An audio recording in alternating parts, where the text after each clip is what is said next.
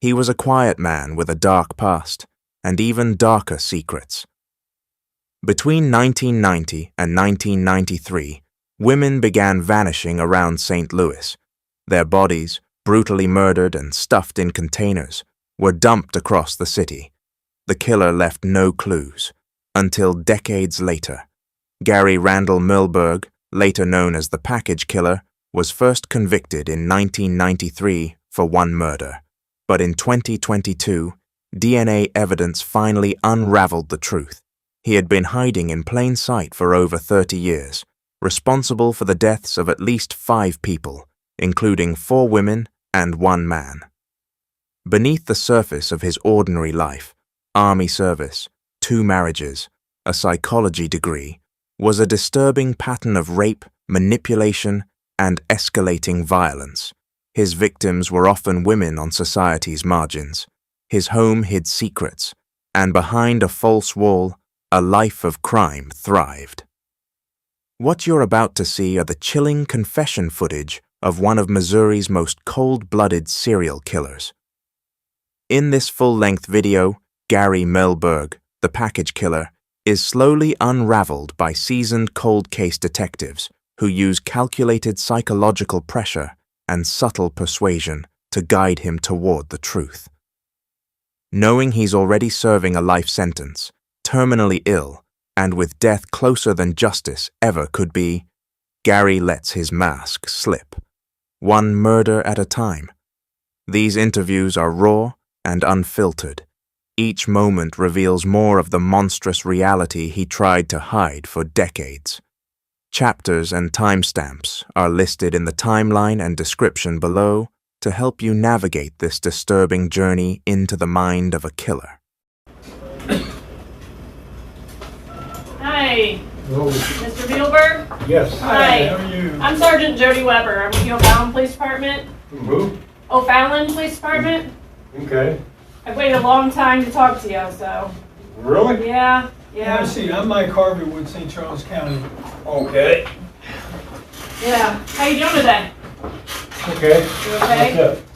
I just woke up. You did? Yeah. I thought you just had lunch. They were talking about chicken patties. I skipped it. You feel skipped like it? going? You don't like chicken patties? Yeah. Yeah. I guess you don't get many visitors? No?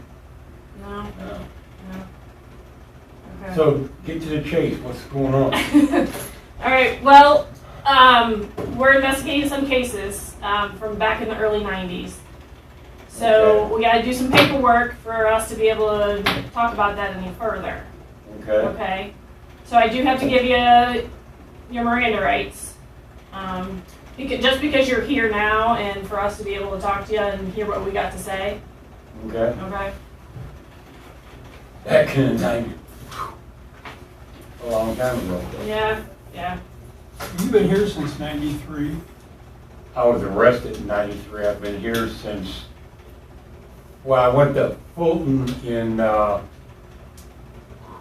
November of 95, I believe. Okay. Normally you go to Fulton and they do a diagnostic test, and then they Yeah. farm you out to wherever you're going to be. Yeah, from St. Louis County up to Reception Diagnostics, and I gotta sign something? Yeah. I'm just going to read these to you real quick, just so that you understand them, initial. Are you in bad health or anything? Yeah. Yeah. I've had cancer surgery. I've had my scrotum operated on because of gangrene the end of 2020. Oh, really? I've got a bad heart. I'm getting old. Yeah. All right, well, in order for us to continue talking about this and you want to hear what we have to say or what we're here for, let's go through this real quick. Yeah, my curiosity. Okay, before we ask any questions, you must understand your rights. You do not have to make a statement or answer any questions. You have the right to remain silent. Anything you say can be used against you in a court of law. You have the right to talk to a lawyer for advice before you're asked any questions and have a lawyer present with you during questioning. If you cannot afford to hire a lawyer, and if you so desire, one will be appointed for you before your questioning. If you decide to answer questions and or make a statement now, you will have the right to stop answering questions and remain silent at any time. Okay. And then just saying that you're willing to talk to or listen to what we have to say or talk to us. Yeah.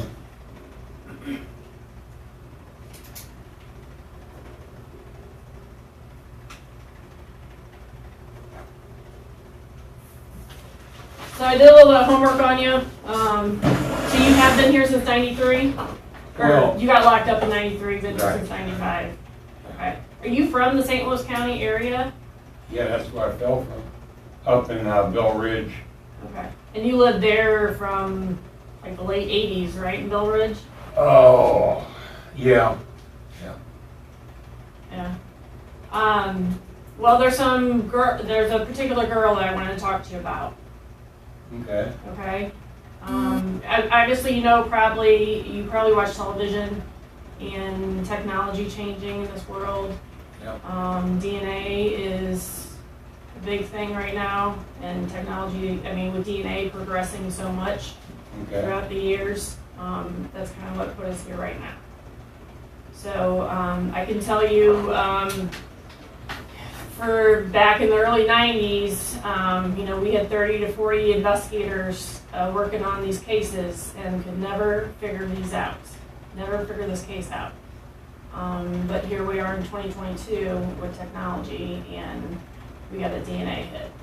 Okay. Okay. Does that ring a bell at all? You know, Robyn? No, I don't remember it. You remember Robyn? Did you happen to pick up any prostitutes at all back in those days, or Not that I can recall. no? Yeah, I got a divorce. Yeah, I don't even remember when that was, early 90s. Okay. I mean, I might have, but Okay. So I guess your ex-wife, you got divorced, I want to say it was late 80s maybe? You have two kids yeah, together? like I don't remember the exact date. Okay, and you have 2 kids together? Yep. Okay. One's deceased. Oh, I'm sorry. I'm sorry. How long ago it was your son, is that right? Yeah. Has that been a while? Yeah, a couple good years. Was he sick? Huh? Was he sick? Yeah, into drugs and had some mental problems. Okay. Alright, did you have a good relationship with your kids? Yeah, considering I'm here and they're in St. Louis. Yeah. Best as you can, right? Yeah. Right.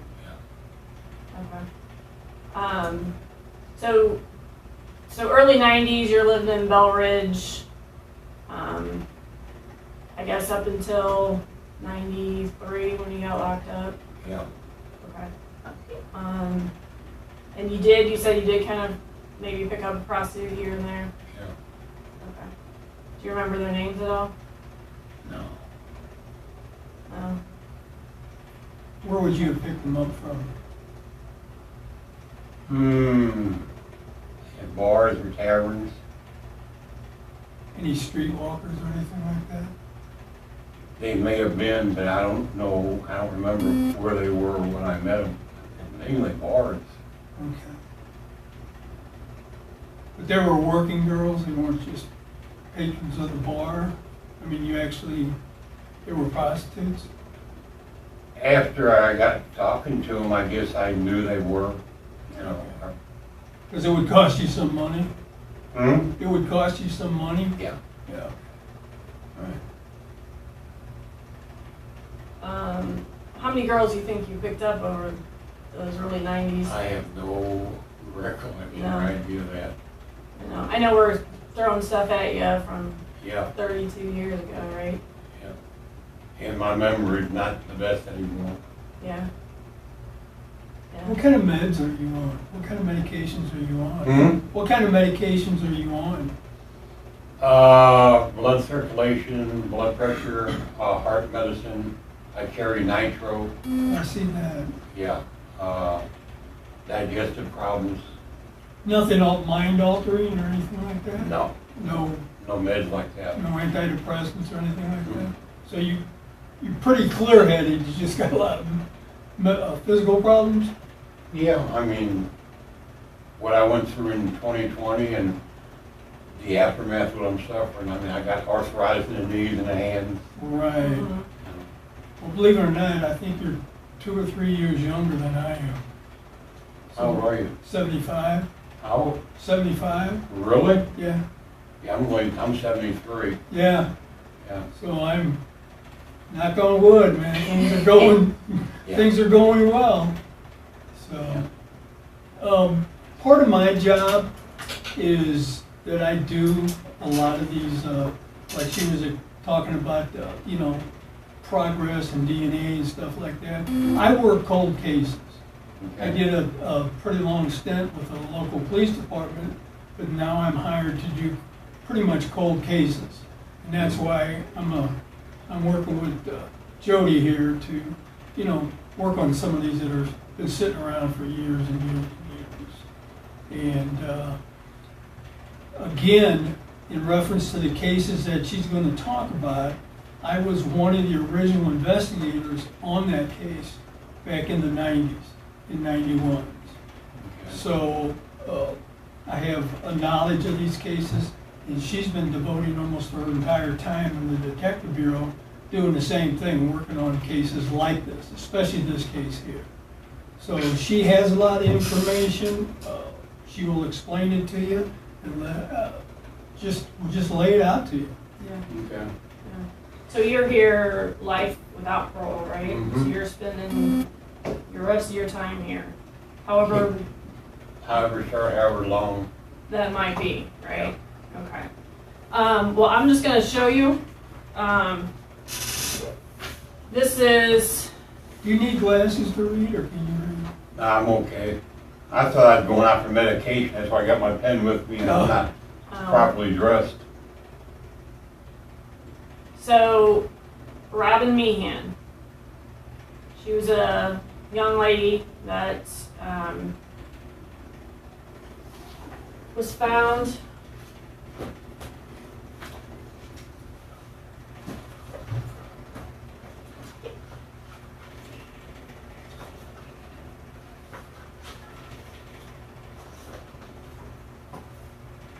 I'm being charged with a homicide. No, you're not being charged with anything right now. I'm just showing that's the lab report. Okay. Robyn was killed, okay, and she was found in between 2 mattresses. And your DNA came back on 2 different pieces of evidence from her. Okay. So, does that look familiar? And what I want to tell you, Gary, What is it? those are mattresses. Oh, So what I want to tell you, Gary, is there is a journalist writing a book about these cases, okay, and he's waiting for the final chapter. okay, He apparently his mom covered these stories back in the early 90s, okay, and he's doing this as kind of a legacy to her. So he's writing a book, and he's waiting kind of just to do the final chapter of the book. He doesn't know who you are yet. I haven't released the information of who you are. But there's going to be a lot of people studying these cases. They're very interested in these cases. Obviously, we didn't pick your name out of a hat. I mean, your DNA came back to 2 pieces of evidence on Robyn. So I just kind of want to give closure to these cases and put these cases to rest. I mean, with you being here with life without parole, I don't know that it's going to change much for you. You know what I mean? yeah. I mean, I don't know how I'm tied into this, but a mattress. Um, How you dry mouth without my teeth in? where is... Cut off your water.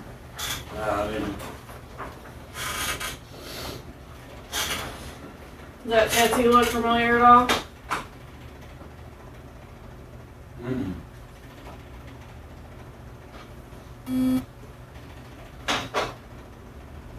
Have you been out to Lincoln County at all? I can't even think where Lincoln County is. You know where Troy, Missouri is? Yeah, If you go down 70 and pick up 79 I've been through it, or 63. going up to Iowa to visit family. Okay. Here, basically what we're trying to do is we've got 3 cases. that were working. Mm-hmm. And 3 of them all happened back in that particular time frame. And we got, obviously, we got the lab people sending us a copy. Matter of fact, they just texted me not too long ago. They do have a report. And the DNA, I'm not sure if you understand what DNA is and, Yeah. and how it's progressed. I mean, you can probably get my DNA off that. So it's a very sophisticated system that they use.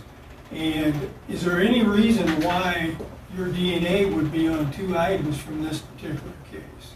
If that was one of the prostitutes I picked up, I imagine we had a sexual relationship.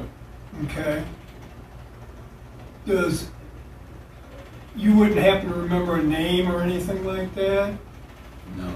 Do you know, okay, so you say that you picked up prostitutes and you had sexual relations, and if your DNA was on particular items, that leads us to believe that you were involved, because these items we found were in or around her body Okay. when we discovered her. So I think you understand where we're going with this. Yeah. Correct? You're thinking I am committed a crime. Yes, sir. Okay. Yes, sir. And that's why we want to talk to you. We got a whole lot of stuff that we want to talk to you about. Again, she mentioned that, I don't think any, and I don't know, but none of these should affect the time you're doing right now. I don't know. I don't know the answer to that because I have no power to make a decision one way or the other. But we believe that you're involved in this particular case. Okay. And that's what we want to talk to you about. So I'm being accused of, what did that say, a homicide? Well, that's just the way the report That's the title of the report at this point.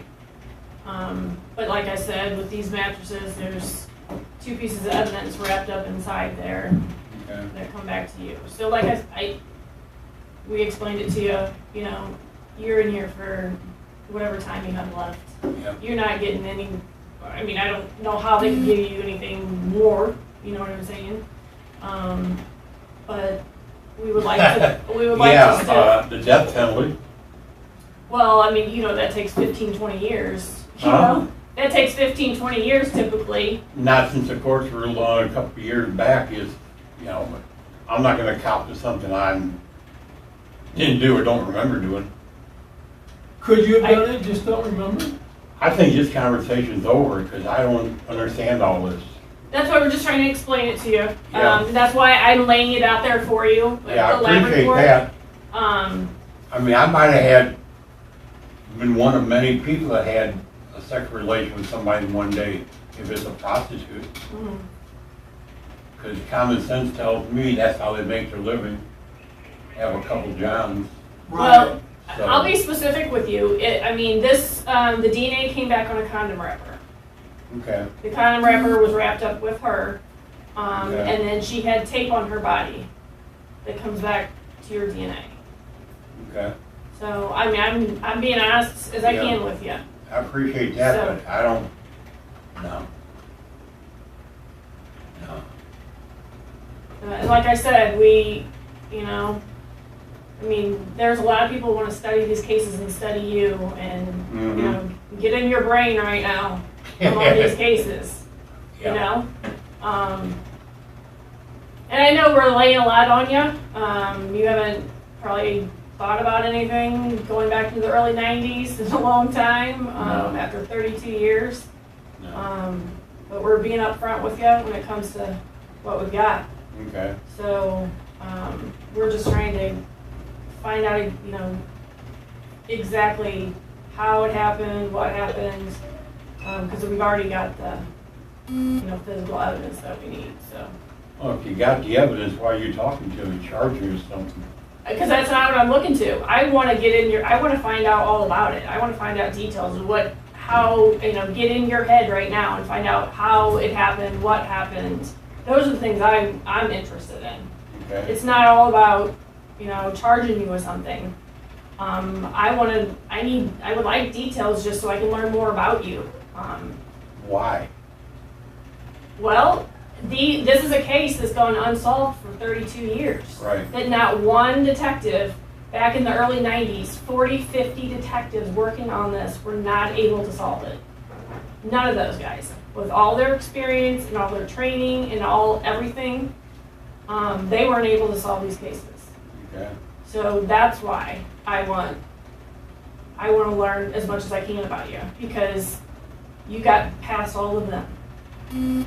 I got what? You got past all of them. You know what I mean? You got one over on all of them. We had no clue. We never even heard of you until the Yeah. report came down from the DNA. And that's basically why we're trying to wrap these up. Okay? What's the worst thing that you think could happen to you if you talk to us about this? My worst case scenario, what would be the worst thing that could happen to you? You said death row, Yeah. the death penalty. If you're already doing life, I don't know anybody would really want to, what are they going to do, give you double or triple lives or whatever that is? That's not going to happen. Yeah, I mean, I'm not ever getting out of prison. Right. Yeah. So we're just giving, we'd like to take the opportunity, and again, with me working one of these cases, excuse me, we'd like to kind of wrap this all up. And for you too. I'm sure that, I don't know if you think about this I don't know if you think about it at all, if you think about these possible cases at all. But this is kind of like for your benefit to get it over with, and ours, so we can get it over with. I don't understand. Get over what? I mean, I'm in here for murdering a man. Right. I read the entire report. I wrote the Okay. entire thing. They say you're not a problem here. They said you've never been a problem here. You haven't had any write-ups since 2008. It sounds like you just And the write-ups I've had were like minor ones. stupid stuff, aren't they? Passing jelly beans or something crazy? Huh? Passing jelly beans? Yeah. You got written up for passing jelly beans. What, Yeah. did they think they were pills, or what did they?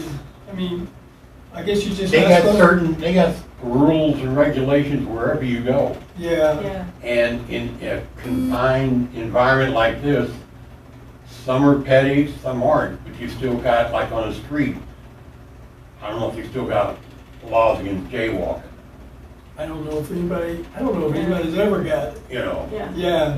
Yeah. I think I got a citation once for cutting my grass too early in the morning because it was a noise pollution. The neighbors complaining. Mm-hmm. You got minor, Sure. rules and laws. They got them in here. Right. Control environment. Right. Yeah, so, I mean, if that's what you're worried about, I don't know that they're gonna, I don't know what they'll do, but I'm just saying I don't know that they'll take their time and go through all the jumping hoops and Time stuff. and money is what When it you're- is. Hmm? It takes time and a lot of money to proceed with any of these When you're kind of cases. 73 years old. That's what you all are getting paid for, right? That's your job. Right, and that's why we're here. Yeah. That's why we're here. Yeah. Yeah, I mean, you have kids. I mean, you have a daughter, right? I would like to give answers to this young lady's kids. You know, that they've gone 32 years not knowing. You can tell her I'm not the one. I mean, so there's traces of DNA on a prostitute. I'm sure I'm not the only one she ever had sex with. Well, it's Or just, maybe she's the first time, I don't know.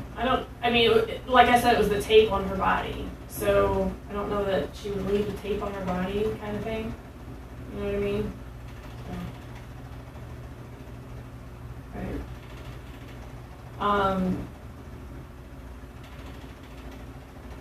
Well, like I said, I know we're throwing a lot at you. Yeah. We are throwing a lot at you. I'd say so. I mean, I feel like I'm being accused of a homicide. I mean, that's what the questions are.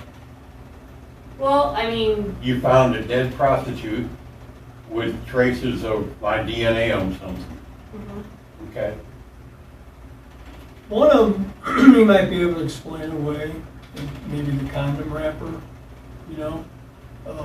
This young lady happened to be between those two mattresses. She was inside those mattresses. Those are 2 mattresses? Yeah, Yeah. top and bottom. Okay. She was found in between those, and that's where the condom wrapper was that has your DNA on it. And do you have pictures of the tape? Yeah. This is Oh, this is the tape, okay, that's on her, on her okay. breast. And if you lift that tape up, there's DNA on the Okay. underside of that tape. So if she's even doing 15 guys a day, none of them would be on that tape underneath the underside of that tape. Okay. So technically, that's why we're here to see you. All Okay. right? Because, again, maybe she had the condom wrapper, but she's naked. It's not like she had it in a pocket or anything like that. So she's got this condom wrapper in the mattress and has DNA, your DNA. And then also with the tape. That is very hard to explain how your DNA got on the underside of that tape on her breast. If in fact it wasn't you that was with her and she wound up in those mattresses. Yeah. So, you said earlier that you didn't, first you said you didn't do it, then you said you don't remember. Is there a chance you did it and you just washed No, it I'm away? saying I don't remember the name or specifics on where I met her, where I picked her up, how we met. Sure. You know, I've got a lot of friends, or had friends in the past. I can't recall where I met them or how I met them. I'm sure you're the same way. You Sure. remember all your friends, everybody you ever talked to or met, or Correct. been with? I understand that. Okay. The case you're in here on, we read it. You tried to get somebody to move him out of your basement. And I think that there was a box. You were in construction, right? Weren't you Yeah, at one construction time, yeah. worker, carpenter, Yeah. and all that? When they were supposed to go down, when they found the body, looked like you were trying to build a box around him in order to get him out of there, to dispose of the body. Maybe you weren't going to take him out, but I know you would try to get a hold of several people to do that. I don't want to talk about it. I still have nightmares on my case. Okay, all right. The reason I bring that up, do you have a picture of your case? We have another case that it's hard to tell because they're pretty grainy pictures. But we got another case. This is another prostitute, and this is a box. And there's a dresser that's inside the box. She was inside the dresser, and the box looks like it was built around her. Again, that pretty much coincides with the case that, you don't want to talk about it. I won't go further into it. But that's why all these cases seem very similar, because where we found them, we used the word they were packaged. All three of the cases we're talking about, obviously the mattress is a package. This was a box, was a dresser inside of a box. And then we have a third one that actually wasn't as sophisticated as these two were. And she was found in a trash can, one of those plastic trash cans. So, and the girls are connected. They know each other, or knew each other back in the day. So everything that we're putting together and everything that we're doing, this wasn't as sophisticated as the other ones, but it's definitely, she was in there, and I think it was in the plastic, in there, and quite some time because she had decomposed quite a bit. So what we're doing is I got DNA guys that are working actually on the way up that kept sending us messages and stuff. They're continuing to work on that, and not if, but when they get a DNA hit, then we're going to tie all three of them together. And we're here to give you an opportunity to talk to us about these and make it as easy on yourself as you can possibly make it. And let us know what you You're gonna think. charge me with, what, 3 homicides?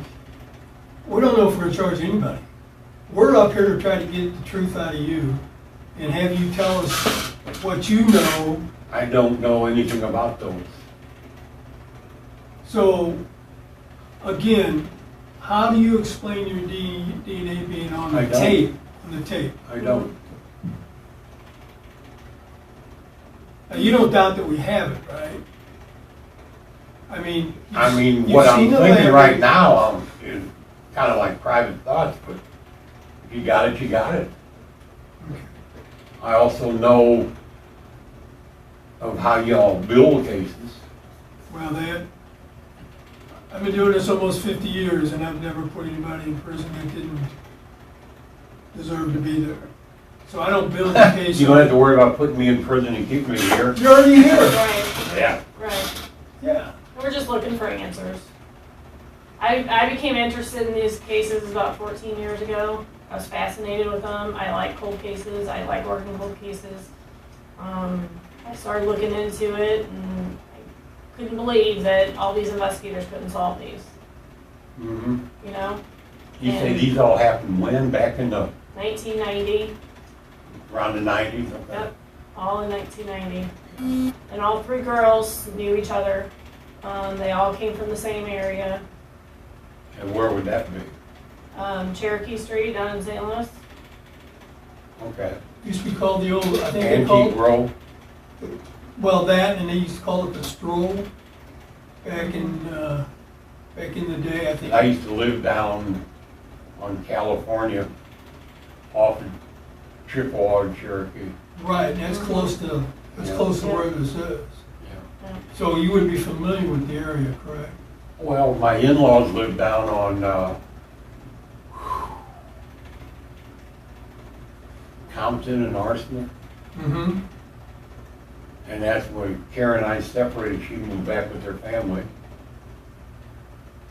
Yeah, So what years did you live down in the Compton area? oh, Or California? I can't remember the exact year I was married. That was the old 3rd District back then, wasn't it? Down by the Anheuser-Busch? Or close to it? Yeah, yeah. Yeah, because the Anheuser-Busch was on 55 in Arsenal. Yes, Yeah, I believe it is, yeah. Yeah. Real close to Soulard? yeah. Yeah. Well, this isn't too far from that, and you know the area. Yeah, I mean, my aunt and uncle and grandparents lived down by Bevo Mill. Sure. In fact, I was born down on Gaynor, I know where it's at. Mm-hmm. right behind, it used to be a grocery store, it came a lot of different things. Christie Park, Okay. yeah. Had you, any of the prostitutes that you picked up, would you have picked them up off of Cherokee Street? You say you met a lot of them in the bar, but I had you didn't meet a lot of them. or have you picked any prostitutes up from around the Cherokee Street area? Well, I don't remember. Probably. Okay. All right. You see where we're trying to put, this whole thing is like a puzzle. Yeah. And I'm a very slow puzzle worker. So I have to ask a lot of these. A lot of them make me sound stupid to you, but I gotta ask them because I don't know the answer to all these.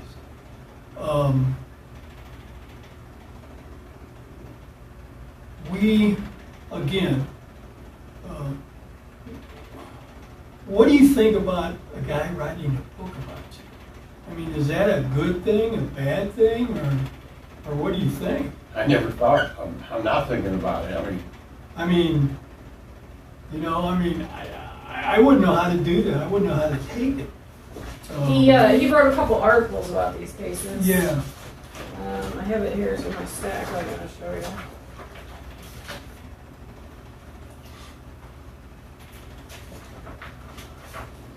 This is the guy that's writing the book.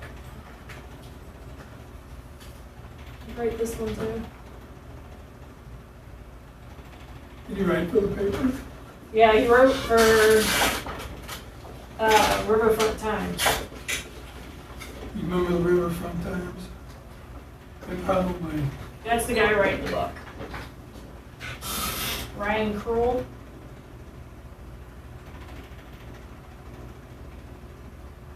Yeah, so he bugs me every couple of months because he wants to finish his book.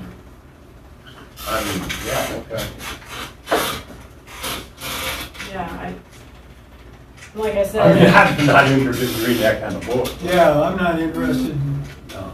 I don't read that kind of. A whodunit, murder mystery. Yeah, I don't do that. Mhm. Do you, you said you're not good with names, but do you remember Butch Albers in your case? From St. Louis County? He was talking about how he really liked you. Huh? He was talking about how he really liked you. This is back in the, Remember Butch came to my office? right, Yeah, yeah. He was talking about how much he liked Gary. Where's he from? St. Louis County Police Department. I think he might have something to do with the case I'm here on. Yeah. But he was talking about how much he liked you, and he wanted to come here to talk to you. But He's still alive? he is. Yeah. He lives He's at- old enough, isn't he? He didn't look older than, Yeah, he's living, down at the lake somewhere, Yeah. Lake Ozarks. Yeah, so he's retired now, so I didn't know. Aren't we all? I mean, I am, basically. I did once, I went back. Obviously, we're not giving up on this, especially, after 32 years of working it. I worked it from scratch, from day one. And we're going to continue working it.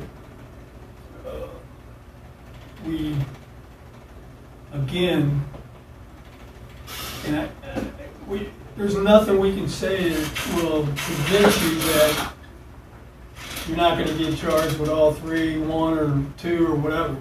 We don't know. That's not our job to do. Our job is to get the truth and lay the truth out and see where we go from that. And that's all we wanted from you was the truth. Okay. Do I believe that you're involved in these? Yes, sir, I do. I'm not gonna lie to you. I don't lie to people. I do believe that you're involved. Again, we're trying to make, I know this sounds bogus, but we're trying to make it as easy on you as we can, because we don't get any feathers in our caps from this. We just get the satisfaction that the family members, you talked to one of the woman's son, Yeah, who was like 2 years old at he the was time. 2 years old now. And for us to be able to go back and say, we went and talked to Gary, here's what he laid out for us, get some closure. So, it's not detrimental to you, but it's very, very important for them to know that. Because all these years, we get phone calls all these years ago, have you figured out who killed my mom? Have you figured out who killed my aunt? And stuff like that. And being the dummy I am, it's like, well, we kind of know who didn't, because we have eliminated a lot of people. And we just want to be able to tell these people, say, yes. We talked to Gary, he was straight up. He really... Yeah, I understand the bit about closure, I mean, with you, I know it's horrible that you lost your son. I know. I mean, no matter what, that's a devastating thing. everybody's had devastating. I lost a brother in Vietnam, I was there. okay? Yep. The day he was buried, for me, was closure. Because you'll never know exactly how or who killed him. See, that statement you just made there pretty much explains why we're here. Mm-hmm. I was in Vietnam, 68, 69, What branch? a Marine Corps, Semper Fi. You a Marine Corps? Semper Fi. Hey, brother, Yeah. to do or die. I hit Vietnam 68, 69. I didn't lose any relatives over there. I'm the only boy in my family, so I'm the only one that got to go play in the rice paddies over there. Yeah. So what I was saying is, your closure was when you buried your brother.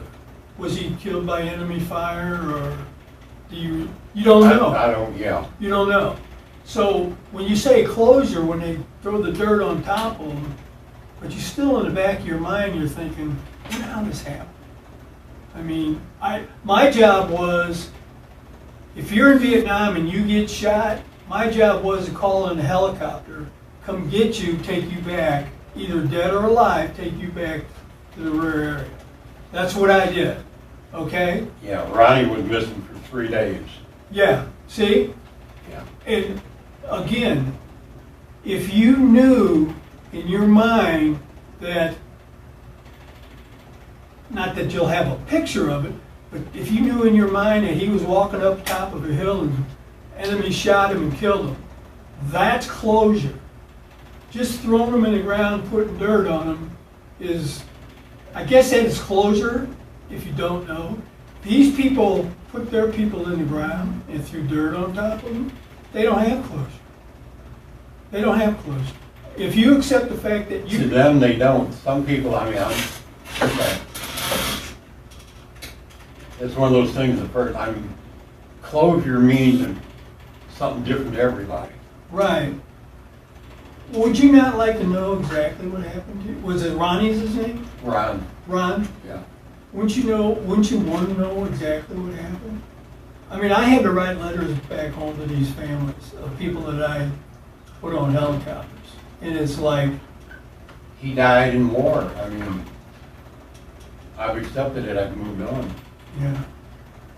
Well, that's good for you. That way you have a clear head and a clear handle on everything. Mm-hmm. That's what these people are looking for. I can understand that, but, you know. I mean, the one son, I mean, he came in my office and he's 34 years old now. And he was 2 years old at the time and broke down in tears. Yeah, I can understand that. And lots of tears. Just not knowing. I break down in tears when I think of family members in their death.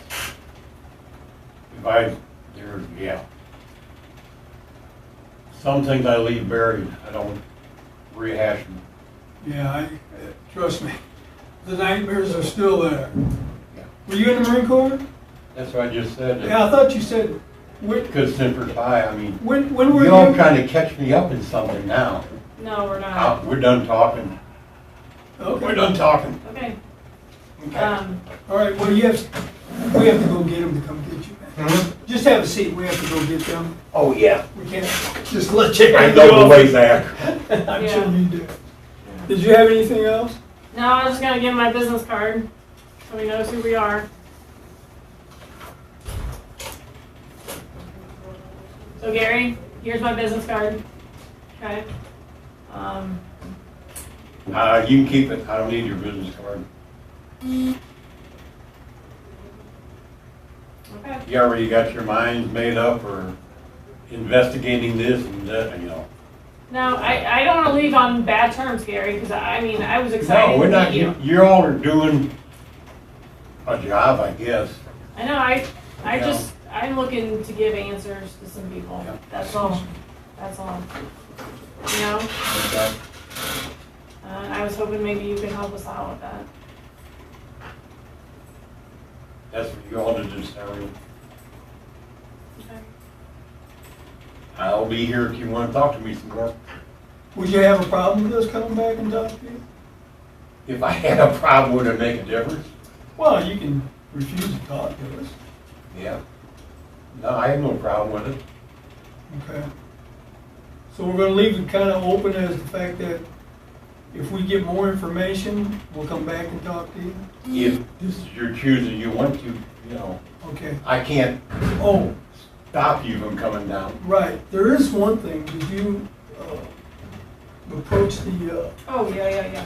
We we went to the county courthouse, and when our lab people get a DNA hit, we have to confirm that. So we're going to get a buccal swab from you to send to them. And we went to the county courthouse and got a search warrant to do that. Okay. You don't have any problem doing that for us, do you? I mean, you've already done it here. That's You how we already got my DNA, so. Yeah, but see, the lab requires confirmation, and that's why we have to get one within a certain date of the case. No, you might not, I'm not gonna give no swab or nothing. Okay, the only, judge And signed it's it. on file in the DOC anyway. Well, it works a little different when it's on file for DOC. They won't let us have it for what we need it for. I know, crazy, isn't it? Other than it gets entered into CODIS, that's how we got the match, but now the lab requires us to get confirmation. So, I'm not giving it a swab or a blood draw or whatever. well, we It's don't do just- blood draws, this yeah. is just like a This is Q-tip. just- I'm not giving anything. Well, we really don't, because the judge signed it, we really don't have a choice, and we don't want to do it by force, but we can. We don't want to do it that way, Force, yes. the judge signed the search warrant, so we have to So get it. we're obligated to do it. We don't want to cause any We issues don't wanna- for you, Gary. I think I might wanna talk to an attorney. Well, that's fine, Okay. but that doesn't supersede the search warrant. We still have. Well, this is what you say, I don't know that. Well, that's what the judge says, and we're I haven't responsible. heard it from the judge or seen it in writing or anything. We'll give him a copy. It's right of here. it? I'm gonna give you a copy.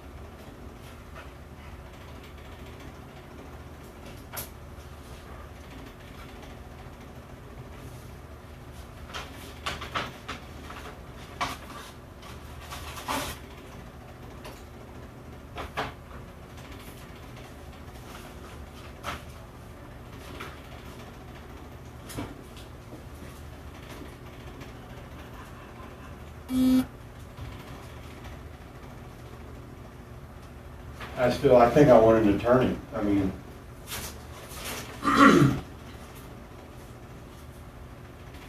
We don't want to cause any undue, hmm? we don't want to cause any undue, problems for you, anything like that. No, I'm not doing this. Okay, Gary. Okay, we have to get one way or another. So I don't want to cause any problems for you. I didn't expect it to go like this. I expected us to get, have a cordial conversation. So I don't want This to is kinda fight like- with you. Well, I can't think of the proper word. Choreograph. Y'all know what you're doing and what you're after. But we were honest with you. I mean, we didn't have to show you the lab report. We didn't have to show you the pictures. We didn't have to show you any of that. But I felt like, you're a smart guy. I've done my research on you. I've done my homework. I've talked to numerous people that know you, and they said you're a very intelligent guy. They all said you're very intelligent. I talked to Ron. I'm being pacified or patronized now. No, I'm just saying that, I want an attorney. okay. But in the meantime, we're going to go ahead and get the swabs, all right? And then we'll send you back on your way. I want an attorney. Well, Well, you can. I mean, we just You can't can bring get one it in to right me, now, but but we're we have to done as get far the as that swabs. goes. I will give you a copy of the search warrant. I don't want any of that. Did you tell them? no.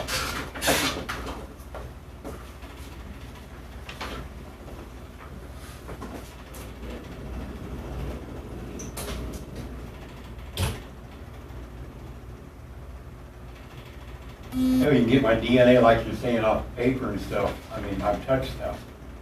It's just harder. That's all it is. It's harder. They would have to cross that whole piece of paper. That's it. And I think it's ridiculous that we have to get confirmation. Because we don't get confirmation for somebody's fingerprints. But they make us get confirmation for something like this. I think it's silly, but I don't make the rules.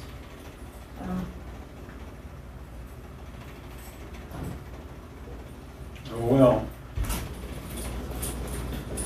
Gary, we didn't want to do it this way. But these gentlemen are going to do. You gotta do it. You I listen to, because you're a Okay. correctional officer. I'm in, I got you.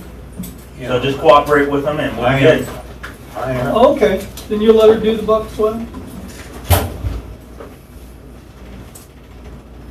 Gotta bring everybody for you, man. We hate to get kicked by that cane. Here, have a cane. I'm too old to raise any cane. Oh, I'm sorry.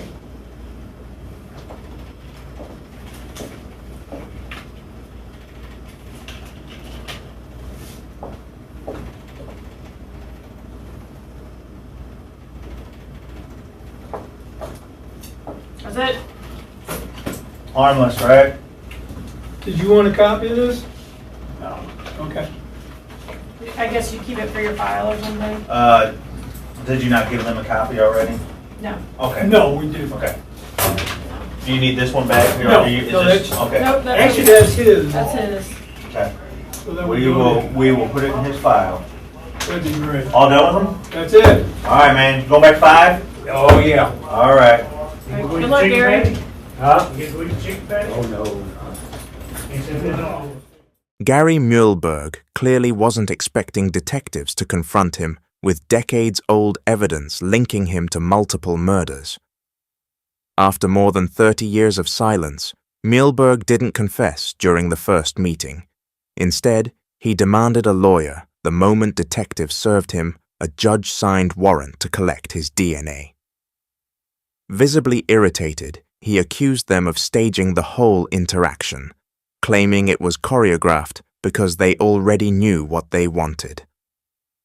Detective Jody Weber tried to appeal to his ego, telling him she had spoken to people who knew him and had spent years researching his life. "I know you're a very intelligent man," she said, but rather than softening him, the compliment pushed him further into agitation. He accused them of patronizing him. Still, Muehlberg eventually allowed the DNA swab, setting the stage for what was to come. But Detective Weber wasn't about to walk away empty-handed. Determined to get a confession, she returned with a strategy.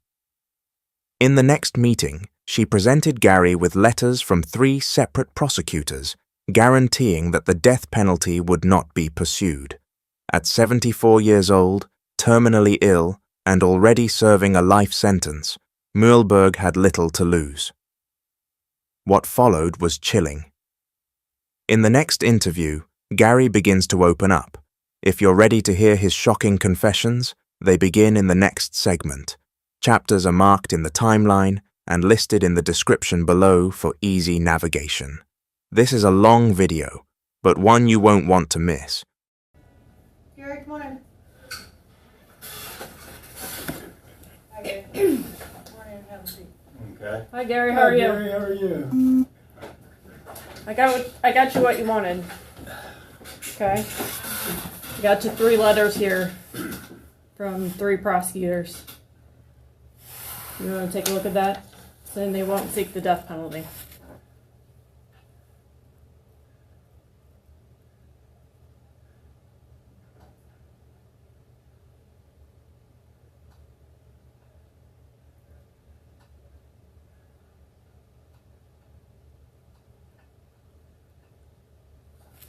That's, this one is Lincoln County. This one is Wesley Bell from St. Louis County.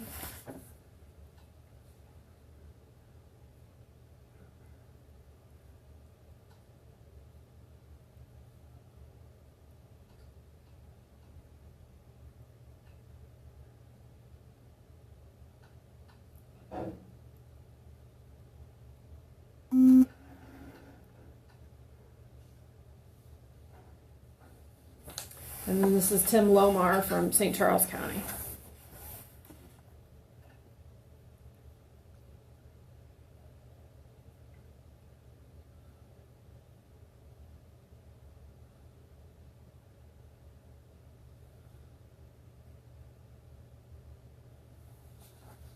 Also, my boss has called the director of Department of Corrections, and also we talked to the warden here.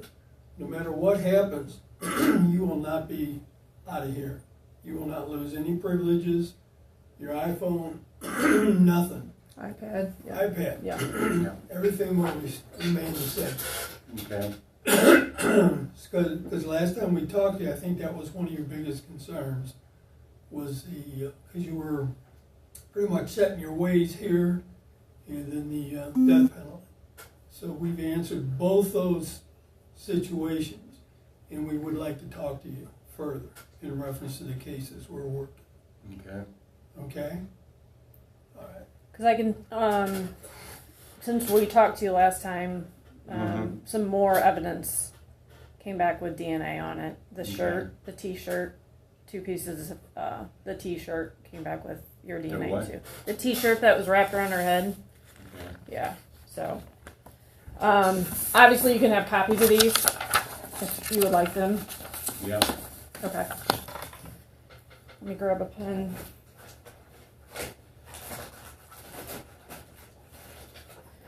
So we have to go through this again. What time is it? 9:40. Yes. So am I leaving here today? No, sir. Nope. No, sir. I'm not going to change anything right now.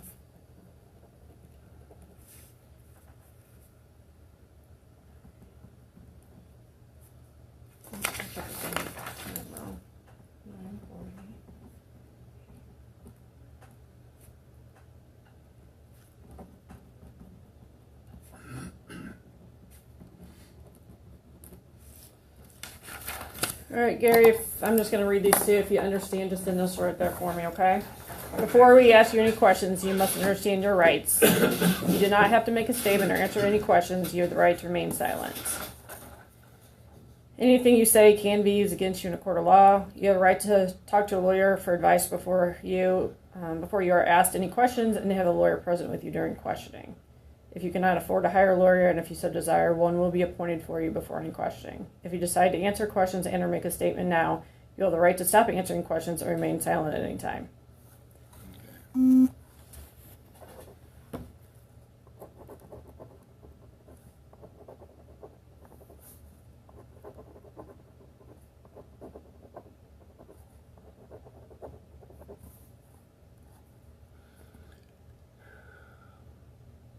Does that change if I request an attorney?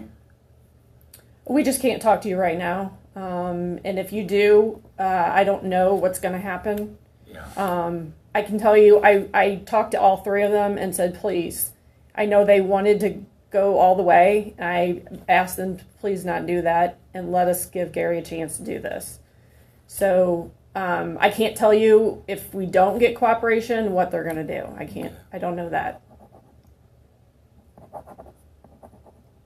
I mean, I'm old enough in my health-wise, even with death penalty, I would pass away before I got there. That's correct. That is correct. Because I don't know if you are aware of my health. Yes.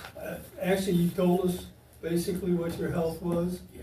And, Yeah, heart condition, and you said with you the had heart and the cancer and all that other Cancer. stuff, yeah.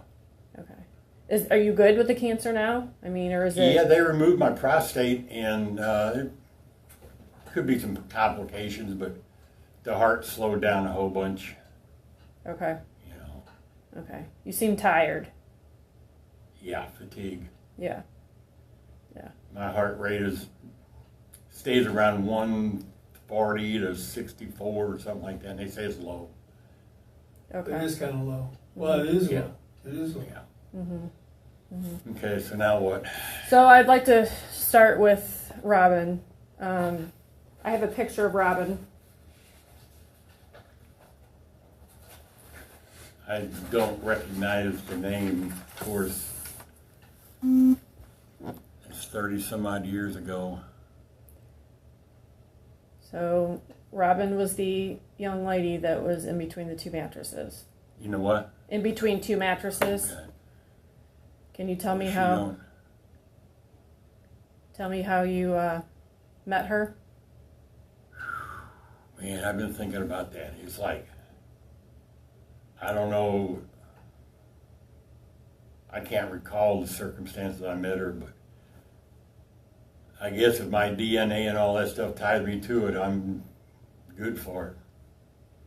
But I don't remember a lot of the details. Can you tell us some of the details that you remember? Hmm? Can you tell me some of the details you remember?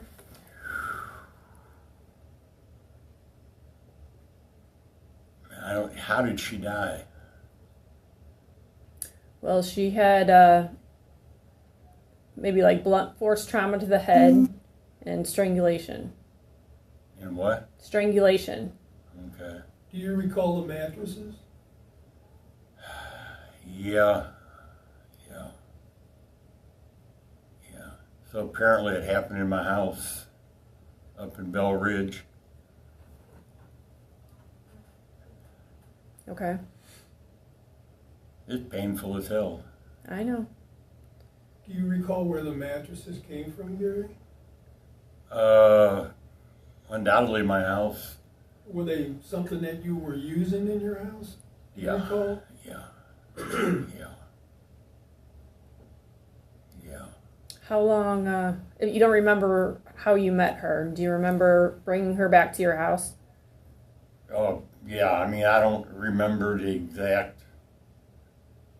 I don't know if I met her in a bar or on the street, picked her up. Because didn't you say she was like a prostitute? Mm-hmm. Yeah. Correct. Yeah. Sex for hire. And I can't recall the name Robyn. I know from myself and other people, a lot of the girls that worked the street had street names, Sure. you know. Sure.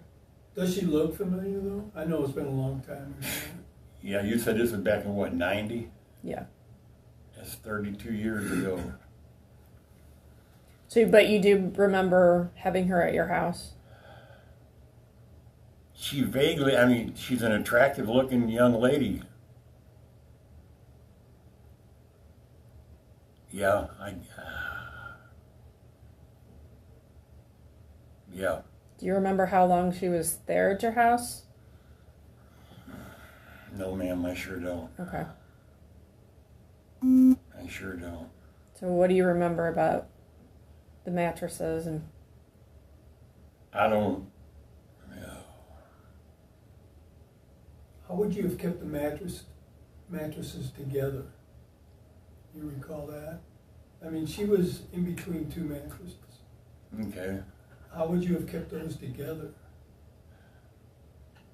String or rope or something? And how would you secure it, though? Do you remember how you secured it?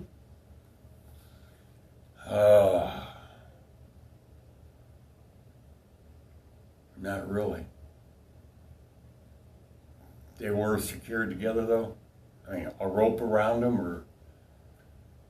They were secured, but I was hoping that you could tell us how they were secured. Just tied together.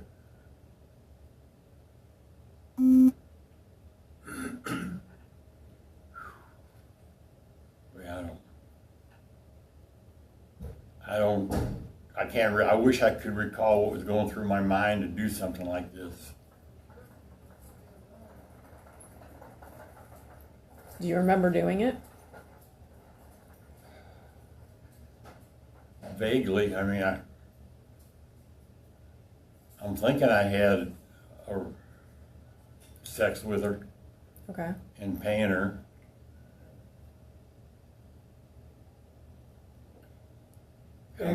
I'm sorry. Go ahead. Back in the day, is there any reason that you would be upset with them afterwards? That would, Yeah, that's what I said. I don't know what would prompt me offhand to kill somebody like that. Well, I wish I could. It might help clear my conscience.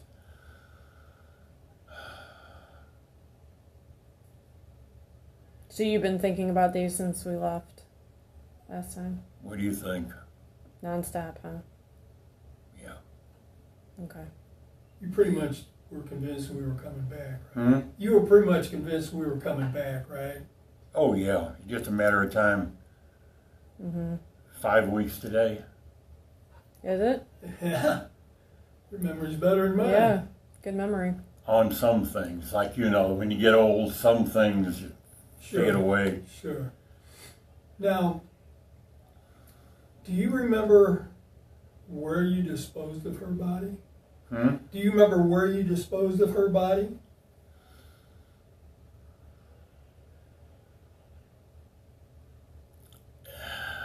I'm thinking last time you had something about along a highway out in St. Charles County or Troy or something. Okay. Do you remember how you got there? I didn't walk. Did you have a truck What back kind then? of what kind of vehicle was it? A late 80s Ford conversion van. I mean, it was factory custom. Had the captain seats and all that good stuff in it.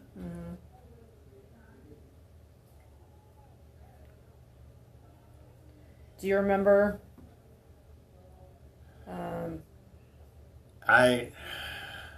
Bits and pieces I remember, but not totally. Well, tell us what you do Yeah. remember. That's about, I mean, I don't remember exactly where I picked her up at. I'm assuming it was on the streets of South St. Louis. Going back to my house.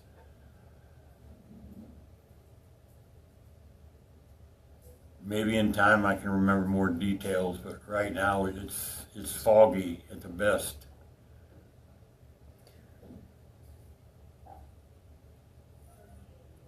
Did you own a truck back then?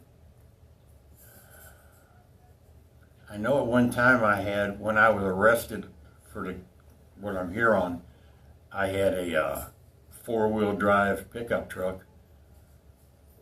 But that would have been like, oh hell,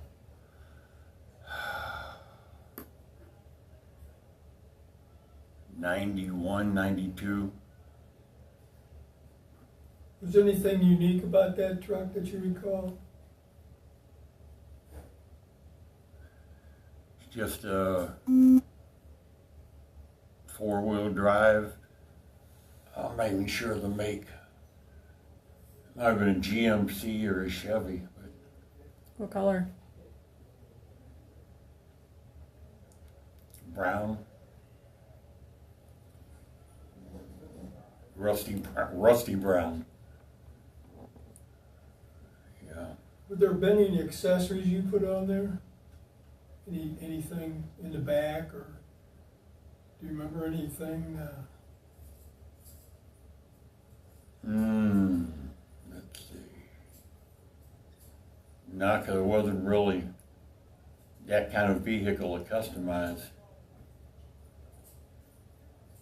It had big tires on it. They were on there when I bought it. I can't even think of the guy's name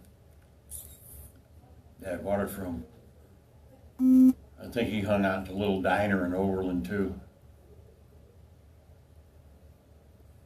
And then went to find out when I was arrested in Illinois driving it. And then I found out after I was arrested it had been stolen. So I bought a stolen vehicle, but I wasn't aware of it. Okay. I just don't think I would have bought it and been driving it all over the place. So what kind of vehicle do you have before that one?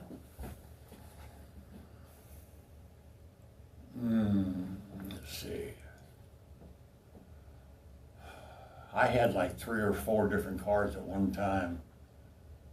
I had the van, the pickup truck, an older Thunderbird.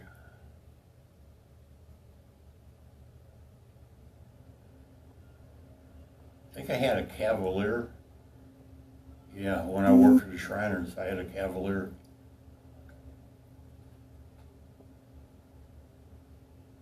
Do you ever have a vehicle with a camper on the back? No. Do you know of anybody that had a vehicle with a camper on the back? That you And a might have camper been shell? running? Camper shell that you might have been running with? I probably did know a couple people, but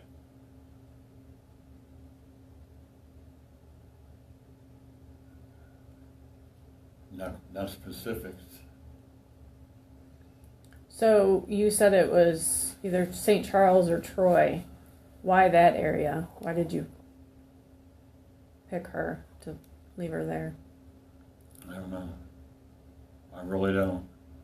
Do you remember doing that? Yeah, somewhat. What do you remember about that? Just driving out the highway and. Do you remember what direction you were going? What direction you were going? Northwest. Okay. What else do you remember? Yeah. Did anybody see you? That you know? Not that I recall. I mean, I don't remember stopping or anything when I left my house. Was anybody with you? No. No, I was by myself.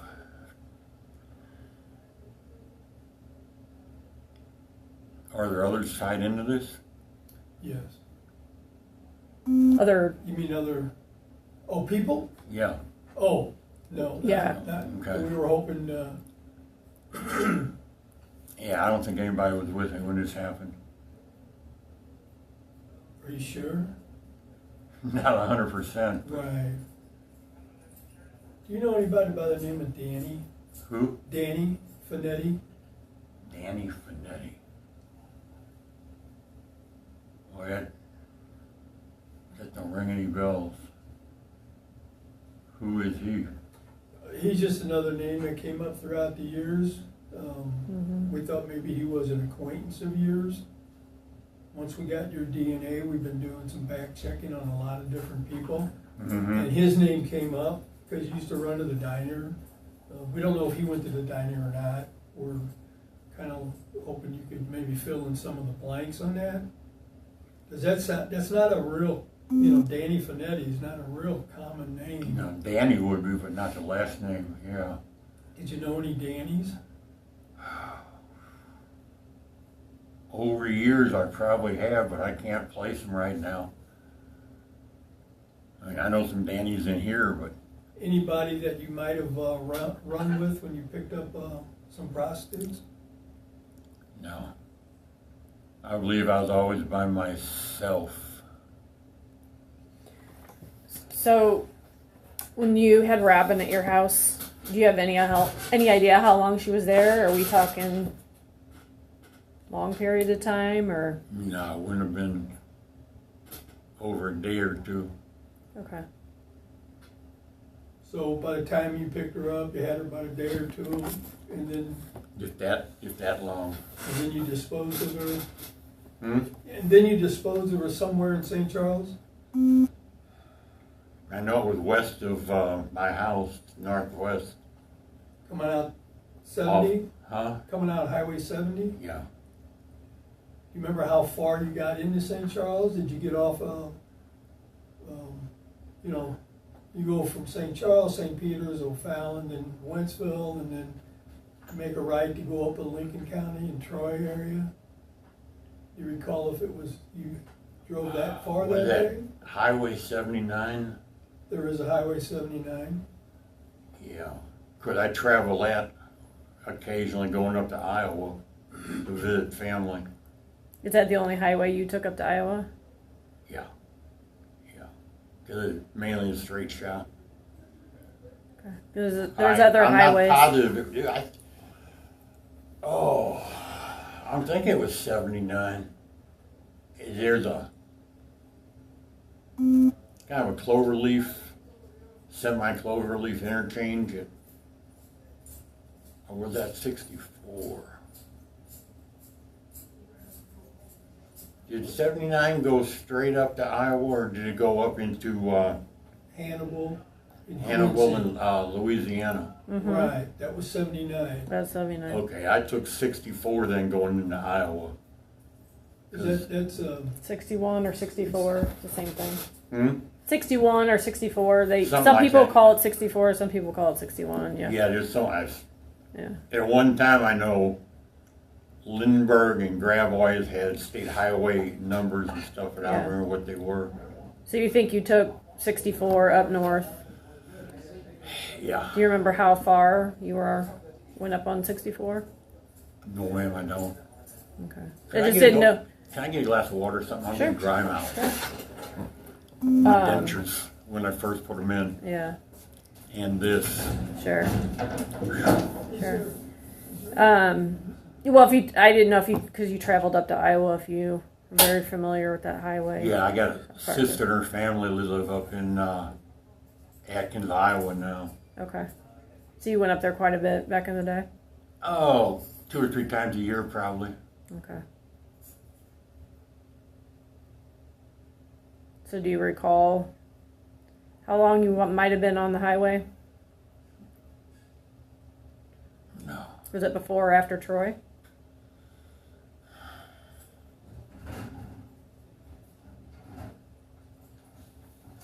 Oh, I sure don't remember that. I know it was, I think, a gravel country road that I turned on. Okay. I mean, it wasn't no main artery or nothing. They're gonna bring you some water. Do you remember what side off the highway? I know. The west side, maybe? Okay. How far did you go down? Not that Thank you very far. much. Oh, bottled water, dang. Nothing but the best.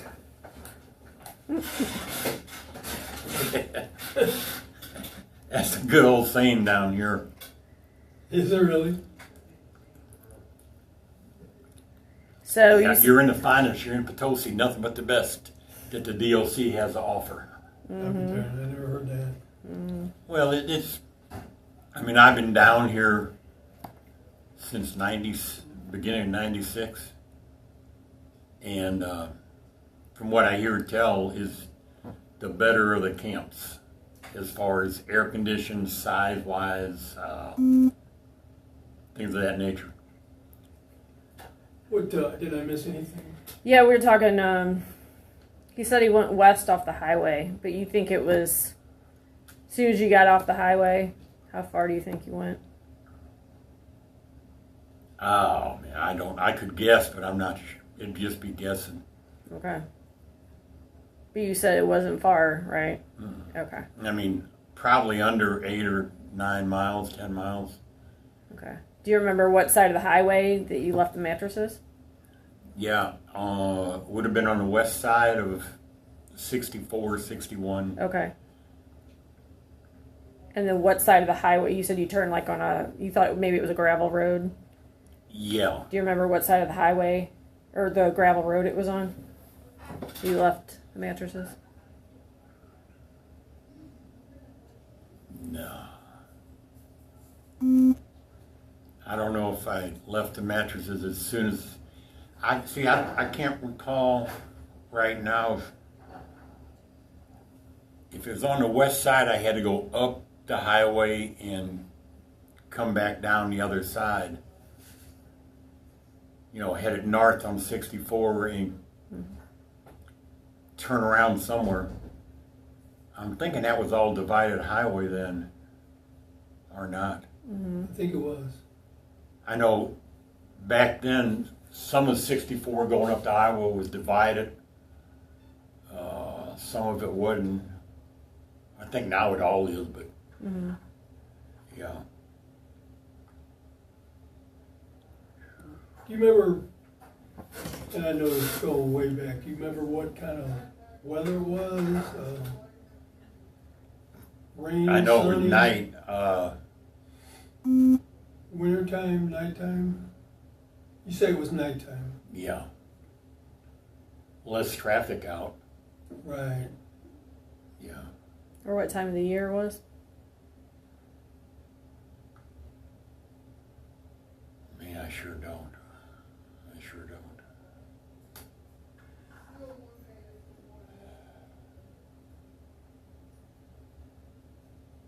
I mean, I know I'm not being real helpful right now. It's been so long ago. Trust me, you're doing real well. Because we know Not, a lot of this not stuff. inside of me. Well, I understand that. That's, And this probably, I don't want to seem morbid or bizarre. Or, it's kind of like I got a load off my shoulders. Good. you know, we talked about that on the way home. It's like, you know, after we talked to you last time. I do It's have a like, conscience. I'm glad. obviously, I'm or we glad. wouldn't be where we're at right now. Obviously you do. That's why we want to clear these up. That's why we got 3 different letters from 3 different prosecutors. That's 3, man. The one last time we just talked about maybe 2. I think we actually did talk about 2. No, we did talk about. We said there were 3, but I don't think we got into detail Yeah, on we the never third. got into the details of On the that. third, yeah. Um, But I mean, you said you have a conscience. You know, whatever we can get cleared up in one big, you know, package would be better. Rather than everybody coming down here to talk to you and disrupting your life down here. Yeah, I mean, it wasn't the most intelligent thing to do in my life. But it'd be stupid with all the evidence that you say you got it. I'm sure you got what you're saying you have to deny it. And putting what family I got left and myself and the victim's family through 2 or 3 years of trial, motions, hearings.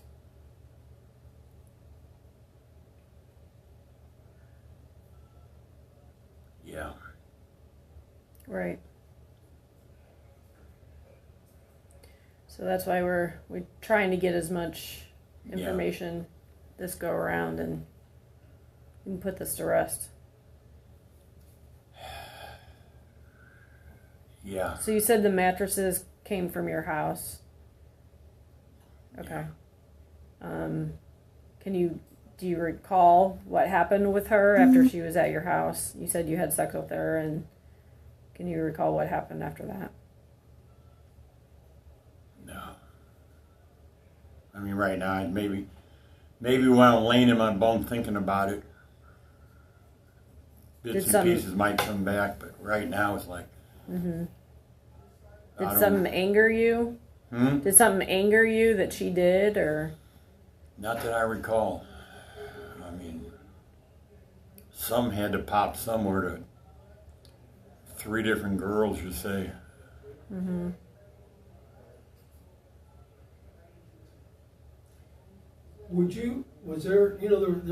I've studied a lot of these cases, and as she has, there's sometimes after the sexual act, people don't pay, and that's when an argument starts.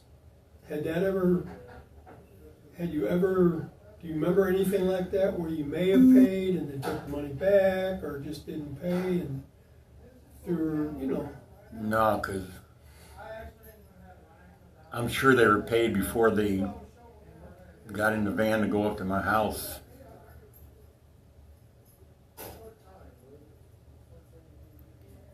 Like I said, I can't remember what prompted me to do this. Do you remember doing it? Bits of it I do, but not. Okay, what do you remember doing?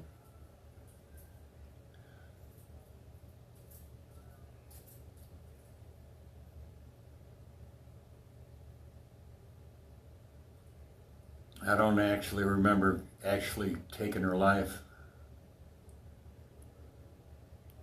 Do you remember after what happened after that happened? I remember taking the mattresses out of the house and putting them in the van. Okay. And then driving out to wherever I left them. Do you remember putting her in the mattresses? Not totally.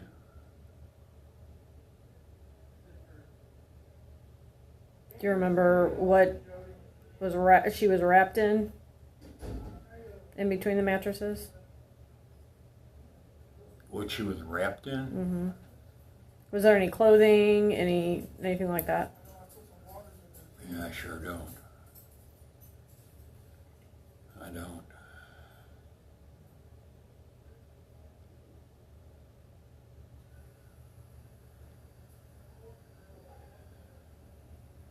I wish I could give more details to help out, but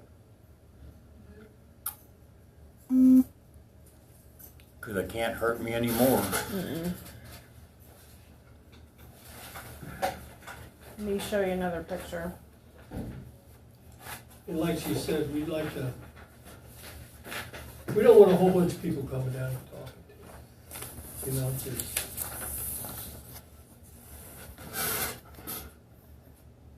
Does she look familiar? She almost looks like a girl I dated from a little diner. Pam, I can't even think of her last name now. Well, this is Sandra Little. Hmm? This is Sandra Little. It says Sharon. I don't know if the booking officer got that wrong or what, but Yeah. it's Sandra Little. And she was found in O'Fallon.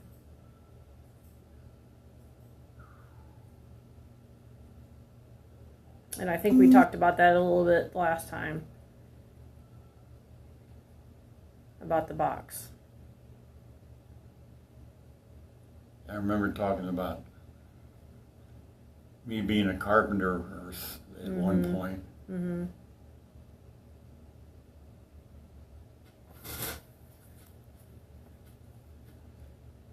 What do you remember about her? Hmm? What do you remember about her? Not much at all. What kind of box? It was a, like plywood. It was a box that was built.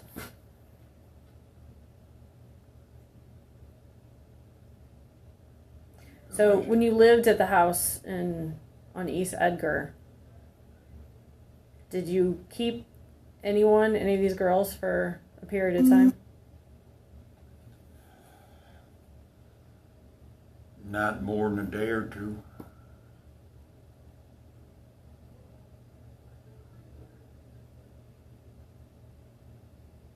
Okay, do you recall other ones? No, I sure don't.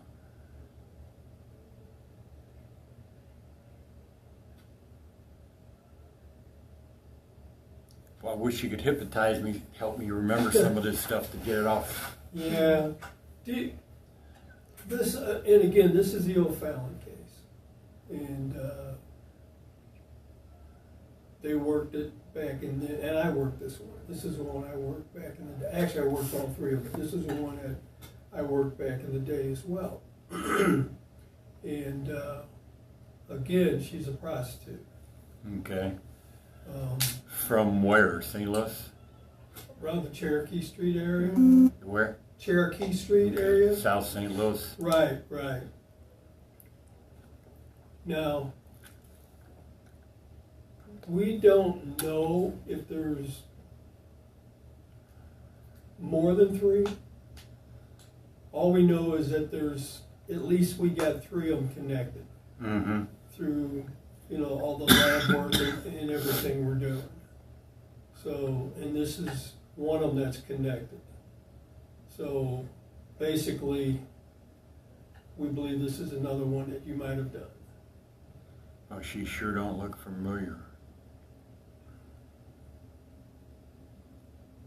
Now, this is, I don't know the date on this photograph or how early it is before she was taken. Do you recall? Well, the date on here says 5/4/89. And she was 1990 is when she So missing. that could be an old picture. 89? less than a year. Less than a year.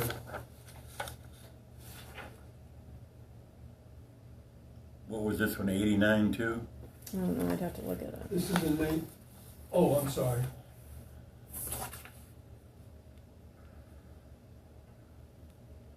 Yeah, it looks like an 89.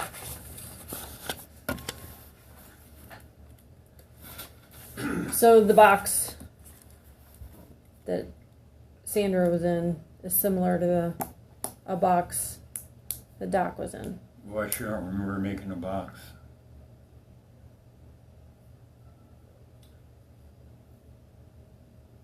Did you have any old dressers sitting around that? I mean, I had furniture.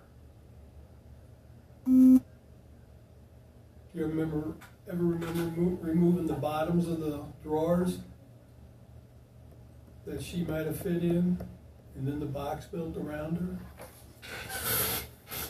Oh, I was thinking when you said a box, something that was put together from scratch. But furniture?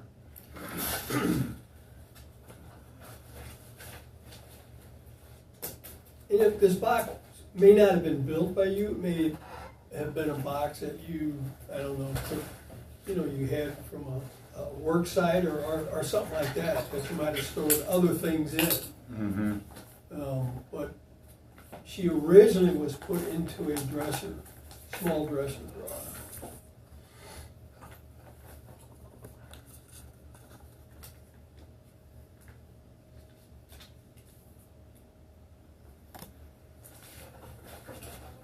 Yeah, it really don't look that familiar, but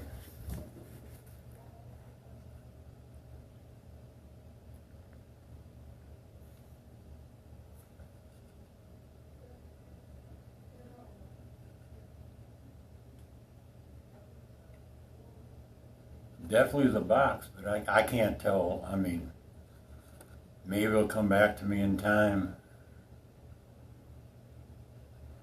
Yeah, we're, like he said, we're just trying to avoid.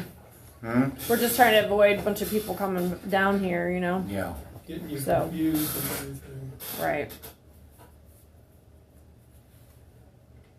And obviously, when we leave here, the prosecutors are going to ask us. Hmm? I said, obviously, when we leave here, the prosecutors are going to ask us how it went. So, Yeah. you know.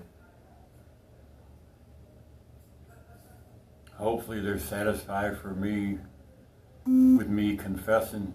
But Let me ask you this. And I think you're being honest with us. Let me ask you this, and I want you to really think about this. Were there more than one prostitute that you might have killed? Now think about it, because I would know. As old as I am, I would remember if there was more than one. yeah, I mean, from what you're telling me, it does touch on recall a little bit. Like I said, 30 some odd years ago. I'm not really talking about details right now. Mm-hmm. I'm talking about the fact that was there more than one prostitute that you were involved in taking their life? Taking their life? I mean, this is kind of a important question for you. Yeah. That's why we got all three prosecutors wanting to do this all at once. Have you killed more than one prostitute? These two, for sure. I mean, there's bits and pieces that I remember, but not all the details. And I understand that. I Yeah. understand that. Mm-hmm. But Don't patronize me, okay? I'm not patronizing you. Well, how do you think I'm patronizing you? I don't know. I mean, It's explain, just- because I don't really understand what patronizing. Honestly, I don't. People say that, and I'm like, what have I said to patronize you?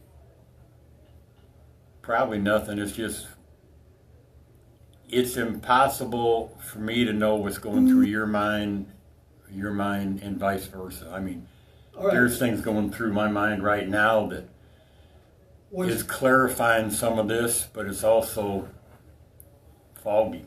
You know, it's still, Well, I get it. I mean, we came here after 30-some years to talk to you. But I thought maybe, since we were here last time, some of the stuff, like you said, you've been thinking a lot about it. yeah. And I thought maybe recalled I mean, some of the stuff. I'm almost sure I've been with more than 2 young ladies like this, but God, I hope I didn't kill them all. We don't, we don't, let's put it this way, at this point, we don't know of any other ones other than these Yeah. 3. Doesn't mean there's, And like I said earlier, I don't know what prompted me to take their lives. Because I dated some pretty nice young ladies. Why I would go out and do something like this. Well, I mean, it was venting frustration, hostilities, anger. you were obviously a different person then. Apparently in more than one way. Right. Because you say you have a conscience now. I've always had a conscience. Okay. Maybe not all the time totally in charge of it. Did something make you I wish lose control? I really do wish I knew what prompted me to do this, because it was a bunch of mixed emotions: embarrassment, ashamed of myself.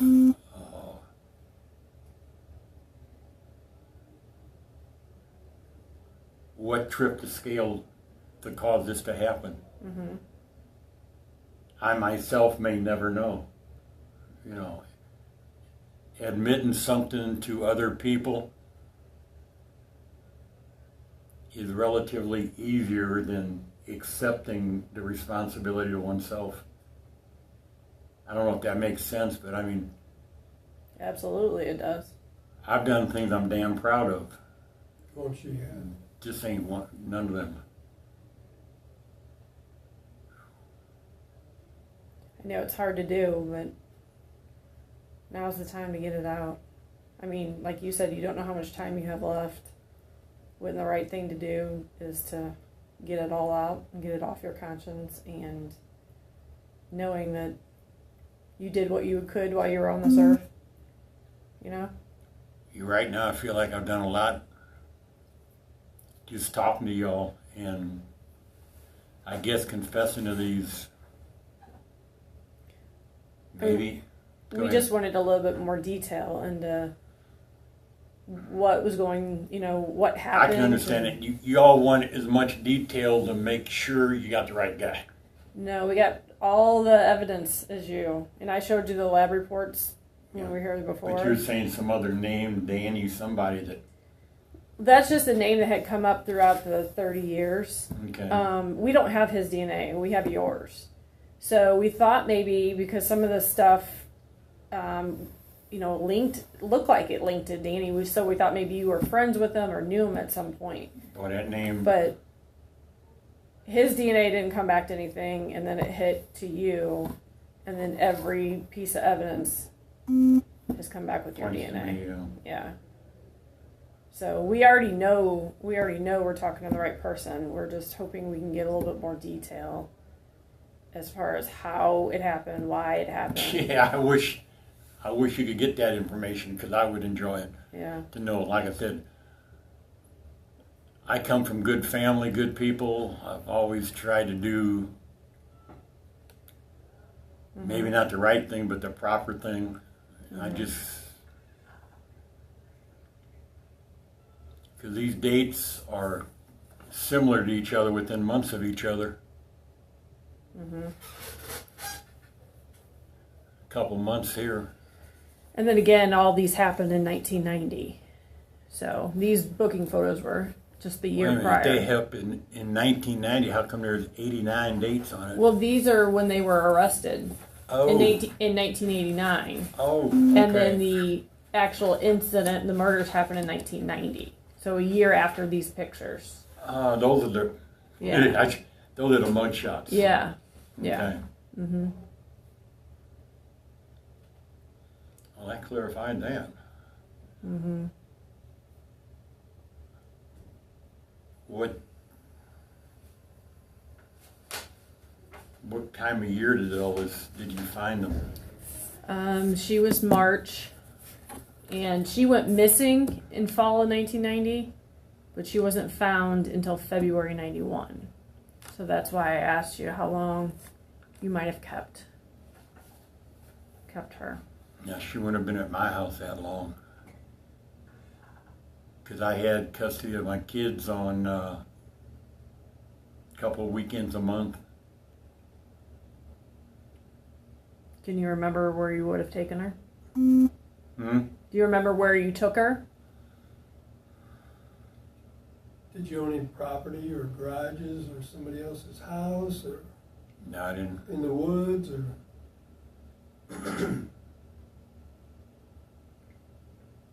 No. I didn't own any property.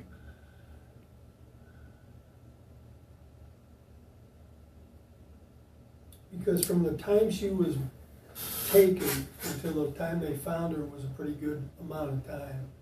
And she Sound like, what, 3 or 4 months? and she was relatively, I mean, she was really decomposed when we found her. Mm-hmm. So we're just trying to figure out the location where she might have been, because the first one you said you didn't shoot for maybe a day, if that much, or a couple Mhm. days. And this one here, and it was dropped off on the day it was found. It wasn't like somebody walking down the woods and find it. It was on a particular area where you couldn't hardly not see it. And then somebody stopped and picked it up. Like they were intentionally left Yes, to be found? yes.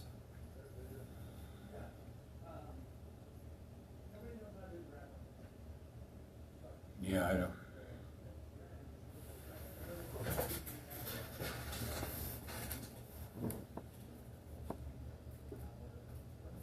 I'm thinking it was along the highway.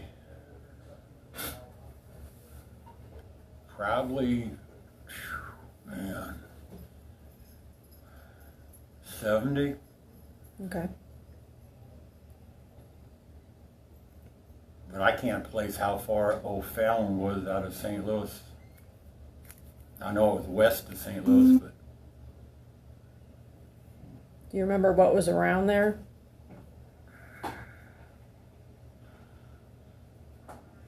I mean like Buildings. restaurants, Yeah. shopping centers. Sure. I don't think it was isolated.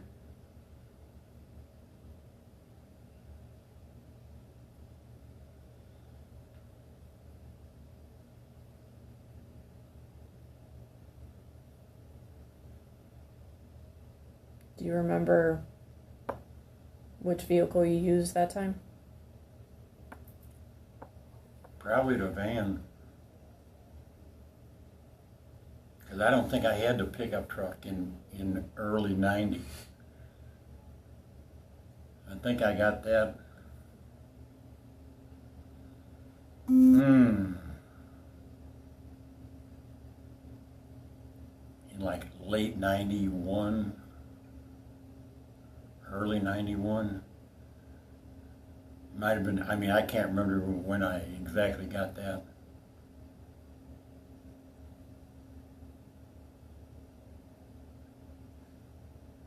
Do you think it would have been at nighttime? Hmm? You think it would have been at nighttime or daytime or? No, nighttime, early morning, when there's not a lot of traffic out on a highway. Mm-hmm. But there's always traffic on a highway. Do you remember getting that box out? I mean, you're a big guy, so I would imagine it wouldn't be too hard for you. I'm thinking it might have been. It's not a box I made. Okay. It had to be existing something like a shipping crate, a piece of furniture. Would that have been something you might have had in your basement? Yeah, it could have been. Remember what might have been shipped in it? You say, because you had a lot of furniture. No, just furniture in a house, like bedroom sets, Oh, okay. living room sets, kitchen sets, stuff like that. But I don't think it's something that was just laying around. If it had drawers, like a dresser, Well, this box was actually around. The dresser was inside the box. Mm-hmm. The dresser,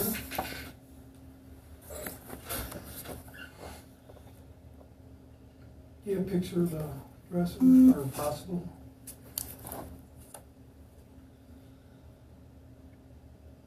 And you have to realize that that dresser, she was in that dresser for a long period of time, so the dresser doesn't look probably exactly like you were. Yeah, it looks like dresser front of drawers or something. Mm-hmm. Or drawer fronts. And this whole thing was inside a box? Was inside this.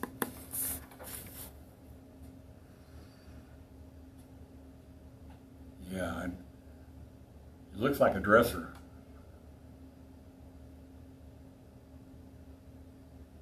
Anything come back to you looking at that? Just looks like it's wrapped in some kind of paper or cloth or something. Mm-hmm.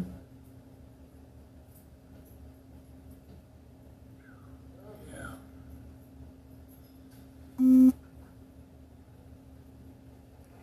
So you said you remember bits and pieces about her and about this incident? I mean, that vaguely looks like a piece of furniture, but don't look like it's in real good shape. Sure, like I said, Yeah. she was in there for a while, so it's not in really good shape. She looked familiar, but I know it's not Pam. Had some facial features similar to hair and stuff. It's unfortunate and sad. It's just somebody that I picked up on the streets or in a restaurant or something down in South St. Louis. Mm-hmm. Is this your dresser, or would you have gotten it from somewhere else? Looks like something I had in the bedroom. Was it part of a set? Like the... Yeah. I bought a bedroom set when I was in undergrad school back in mid to late 70s up in Fayette, Missouri.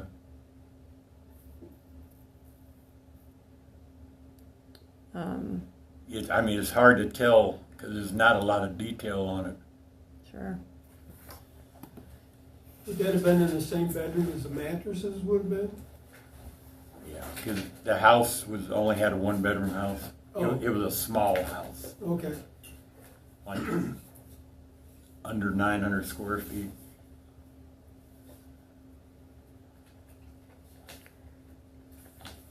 Did you keep the rest of that bedroom set?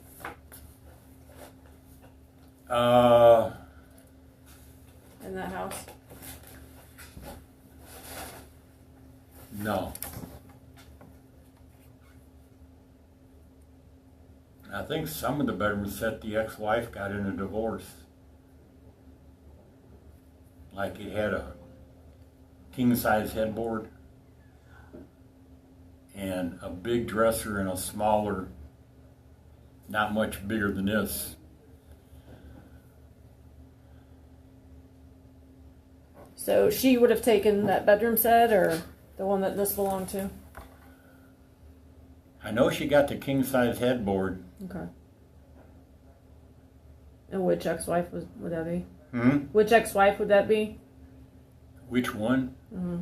The second one. I only had 2 wives. Okay. So Karen? Yeah. Somebody took the time to take the bottom of the drawers out. Mm-hmm. You got the face, but somebody took the time to take the bottom of the drawers out and then inserted her in there. Okay. Does that sound familiar? That would just be They took all this white stuff Yeah, off. the guts out of Mhm. it, yeah. And then this would be the top of the dresser. Yeah, that definitely looked like a dresser in a box, but I don't remember that box. I'm not saying I didn't make it, but I don't remember making it. Do you remember taking the bottoms of those drawers out? Apparently to make room to put her in. Do you remember that, or are you just saying? Somewhat, yeah, You remember doing that? yeah. Do you remember where you kept her? Hmm? Do you remember where you kept her?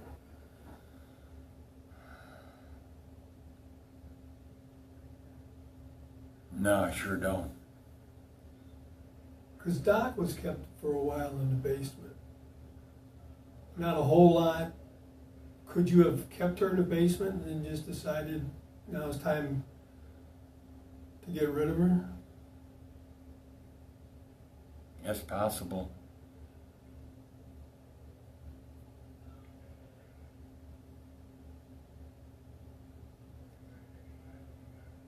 How did she die? That's what I was hoping you would tell us. Because she was nothing, not much left of her.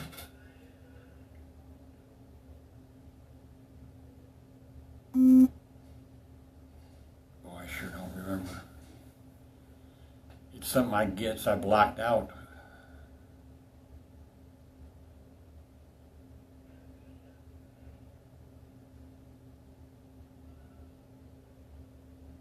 Do you remember bringing her to the house? I don't know if I brought her. I'm not real positive I brought either one or they came up there like with an escort service or something. I'm thinking I picked them up somewhere in South St. Louis. Because wouldn't an escort service come back and check on them after a period? Wouldn't an escort service come back and check on them after a period of time? You would think. I mean, they wouldn't just drop them off and, from South St. Louis and have them, Yeah. walk back. I don't think they'd walk back. So somebody, No, you think you picked them up off of? I know I've had a few dates through an escort service. But I think these I picked up, I met on the streets or something, or in like a White Castle or Steak and Shake or some kind of restaurant.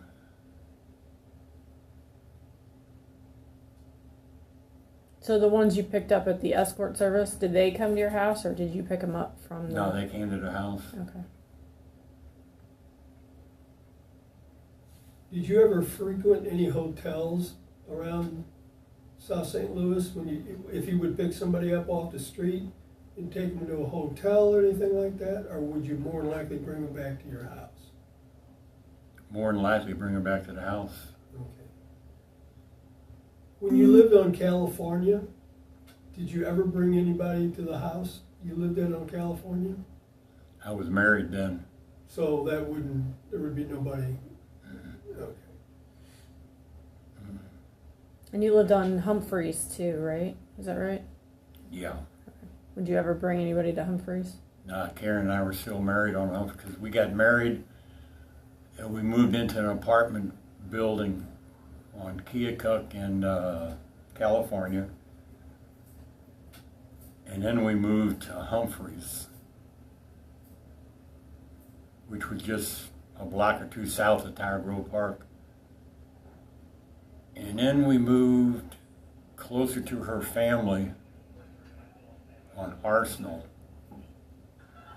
And then we bought the house up in Bell Ridge. Oh, so did she live at the house on Bill Ridge? Yeah, Okay.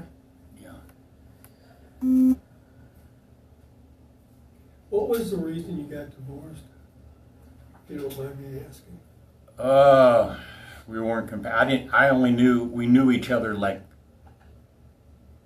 less than a month when we got married. Okay. So we really didn't know her that well, and she didn't know me for any length of time. Was that hard on you, the divorce? Yeah, with kids. But it was what they call a no-fault divorce with like, it's just one of the things that happened. Mm-hmm.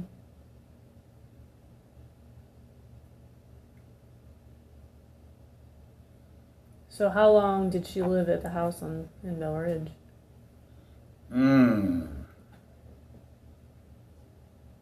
Couple years probably before we separated.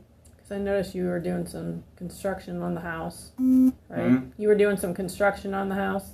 Yeah. So were you rehabbing it after she moved out, or how'd that? Rebuilding it, it had a faulty wiring in the basement, had a sizable fire. How, did you lose a lot of stuff in the fire? Yeah. You did. What year was the fire?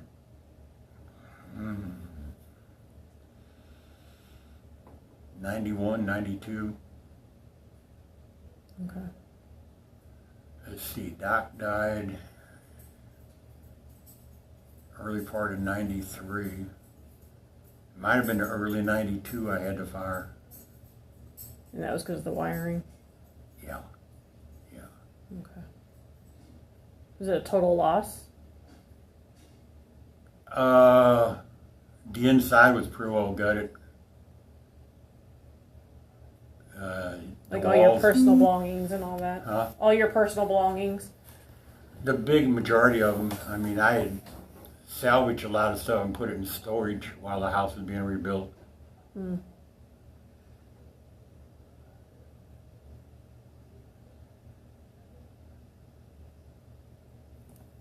Would you have had a storage? Would you have had a storage that you might have kept her in for a while? Did you have a storage room back then? No. Excuse me.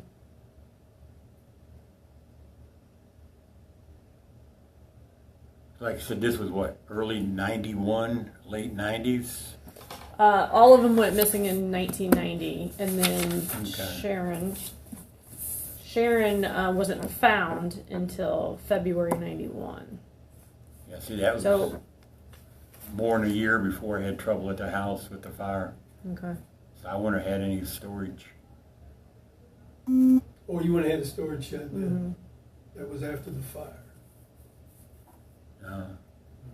So you thought maybe this was a crate. You don't recall what you would have... Yeah, the outside of it looks like it could have been a crate, but the inside was looks like a piece of furniture. You don't remember what came in that crate? Or where you got it from? No. Or what this stuff is? Because this is all like white paper and there's some duct tape. Maybe like a drop cloth for painting. Okay. Do you remember anything inside that dresser with Sandra? Anything inside the dresser? Yeah, did you put anything in there? No. Because obviously if she's sitting around for a while, it's going to start to smell. Yeah. Anything to cover up the smell?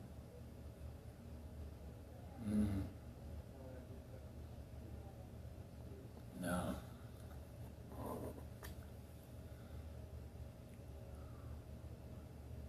Boy, I wish I could remember more right now.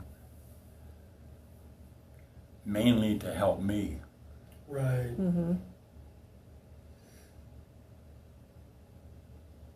I mean, what I can recall and remember right now is I'm good for it, but I don't remember all the details of what was going on mentally or physically at the time. It'd be easy to say I did drugs and I don't remember all this, but I might have smoked a little pot, but I was never into the drug culture. No. What about alcohol? I used to enjoy going out even when I was married or single and going into a nightclub or a restaurant or a bar and drinking seltzer with a lime twist. I mean, I didn't have to drink alcohol to feel good. I did enough of that in college. Acquired a taste for scotch. Oh, that was my choice before I quit. Chevis Glenlivet, I mean, or Glenfiddich. Yeah. we But- do have another one that we'd like to talk about. Mm-hmm. Okay. The third one we talked about a little bit. Why do you keep coming and coming? Well, we told you there was 3, so this is Brenda Pruitt. Same thing. What's the year of that? 1994, 9, and 90.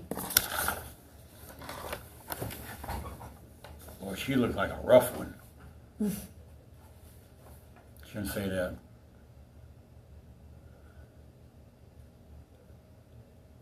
You look like somebody who definitely would work the streets. Mm-hmm. This one looked like she had more class. I mean, she took care of herself. Mm-hmm. Of course, mugshots don't always do a person justice. Sure. Yeah. That's at the lowest point. Mm-hmm. Pruitt. So I knew a Pruitt, but he worked for the Shriners at Muehlberg Temple on the night crew. I don't think they were related. you remember what his first name was? Hmm? Do you remember what his first name was? Boy, I sure don't. I sure don't. Okay, so she was found in Maryland Heights. That's, I know. we try to turn it off, it'll go away. There you go. What was it, a phone? It's a phone. It's Phone a over phone. there We in tried the to corner. turn it off earlier and it didn't Unplug work. it. But they say if you unplug it, it sets off an alarm. Gee, there for a second I forgot where I was. Yeah, yeah, you're right.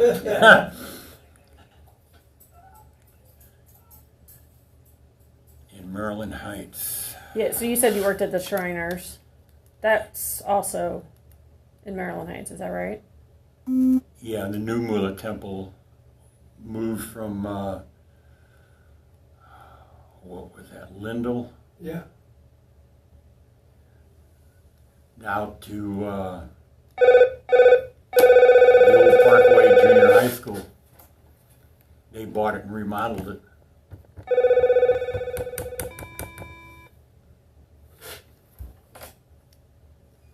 So you're kind of familiar with Maryland Heights then?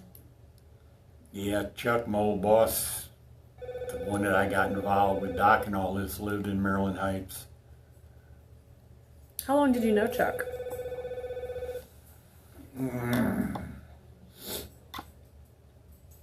See, I was still married. We just bought the home in Bell Ridge. I met Chuck within months of moving into the house, looking for employment. Where'd He you meet? owned a construction company. We did a lot of remodeling of rent-a-center stores.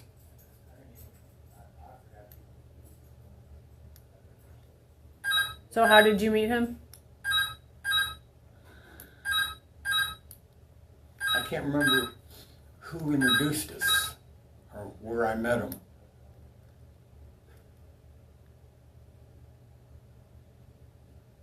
I don't know if I answered an ad in the paper or went out and bid on a job. Or maybe, no, I don't really remember how or where or who introduced us. It was, the name of his company slips my mind right now. So you bought the house in Bell Ridge. Yeah. What year was that? Oh, late 80s, Okay. 87, 88, 89, somewhere around there. Okay. So shortly after you bought the house, you said you met Met Chuck. Chuck.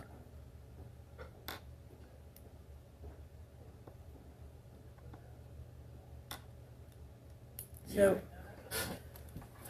So Brenda, does she look familiar to you? None of them dead.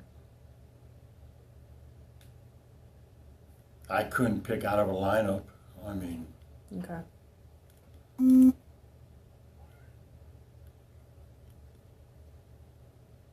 no. So same kind of thing, alongside highway. In a container.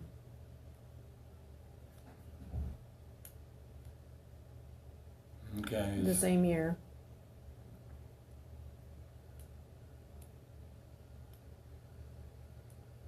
Do you know where you might have taken her in Maryland Heights?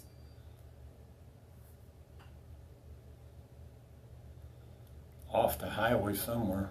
I mean, it wasn't directly on the highway. I think this one was like on the shoulder of Interstate 70.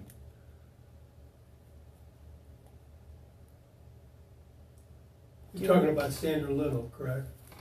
Is that Sandra Little? Yeah, that's Sandra. Okay, yeah. Mm-hmm.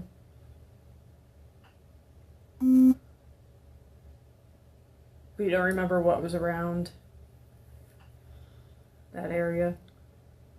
Malls, stores, car lots, car dealerships.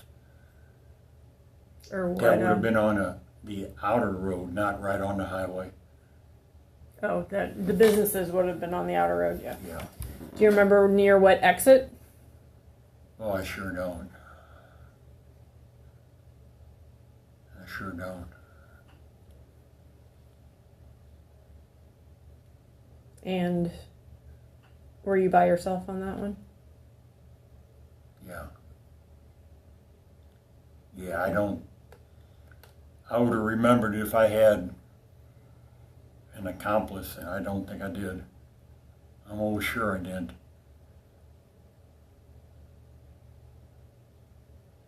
Hypothetically, if you did, who would you have been close enough to that would do this to assist you in any way?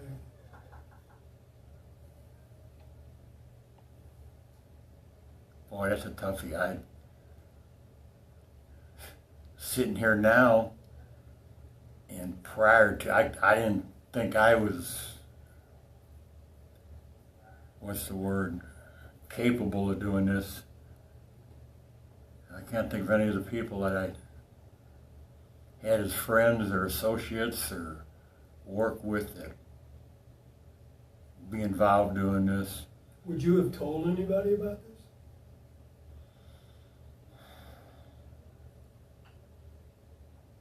No. This ain't anything that I would brag about.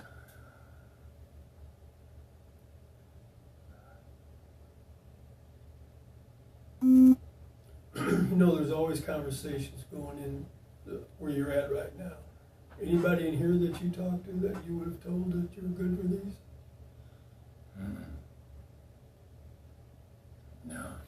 Did you tell anybody about our visit last time? Yeah. Yeah, 'cause just like now, well, last time, let's see, they called me out and the officer escorted me over here directly. Mm-hmm. This morning, they paged me. I went out and they said, Officer Hale said, you went into custody complex. I said, okay, so I went back and got dressed. Mm. I see your spit-sharing boots. Yeah. Some things you, It's hard to, I wish I had done that. Wow. and believe it or not, that's liquid polish. They do have 2 inmates that have regular shoe polish for doing the officers. Ah, that's liquid? Yeah. And now they don't sell it in the canteen because of shortages and stuff that I try to take care of them, but They look there's no good. more polish. They're looking good. And I sure ain't gonna buy the paste wax, because that's, get a whole bunch of trouble for that. I bet. And like, you know from the core, first thing you do when you open kiwis, you light it. So you rub it in. A lot of spit in it. And it's a security risk in a place like this, similar to napalm. Yeah. So true. Anyway. So I- would you share who you told that we came to visit you last time? I think maybe my cellie, and it wasn't nothing in detail because they asked, because they know some of my family's not doing real good, and I've had phone calls before down here, but I just thought, yeah, they're trying to tie me into something that happened, a cold case file, but nothing even close to being detailed about it. All right. Yeah. There's nothing that I would brag about. Did your cellmate give you any advice? Hmm? Did your cellmate give you any advice if we decide to come back?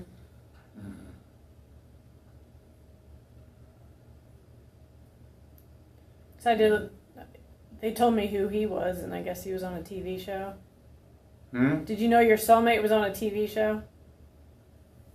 There's been a couple of them in the past, yeah. Like, I just think, you read my mind. You all know the name Charlie Armitrott. Yeah. Well, I watched the show because I was Yeah. curious. I watched the show he was on. Yeah, and there's, after a while, you learn not to judge people down here. You just accept them for who they are at that moment. But when Okay. you think about their crimes, like, there's people in my wing that, Emery Futo, I don't know that one. he killed his mother and father and two brothers in South St. Louis.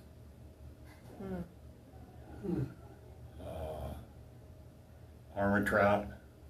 So like Armitrott said he went to some like I guess they, do they Armitrott said he went to some like counseling they have here at the prison or something, Yeah. and he said I think he killed his grandmother yeah, with a baseball bat. all right. Yes. Because there was an old joke before I got down here. They were out there playing softball, and something about somebody yelled at him that, "Hey Trout, you know how to use a baseball bat properly?" And when I heard it, I didn't realize what they were talking about. I was like, "Whoa, okay." That was low. Yeah, all over drugs, or so he says, or whatever. She wouldn't give him money, right? Hmm? She wouldn't give him money for drugs? I think it's... That's what the TV show led you Yeah. to believe. This ain't gonna be on TV, is it? I have no idea. Not that... Well, I don't do TV. Yeah, I don't either. I hide from cameras. I do too. Hmm? I hide from cameras. I'm not the type of person that you want. Yeah, I don't. I watch some crime drama like NCIS and stuff like that, but as far as cold case files and all that, no. You have no interest in that, huh? It's not my ball of wax or cup of tea. Mm-hmm. See if we can't get more information on this, the one that was in Maryland Heights. This This one. one?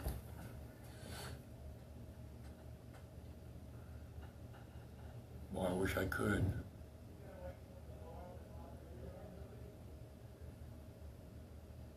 Do you remember what you put her in? You read my mind. Just going to ask you how she was found. It was a trash can. Okay.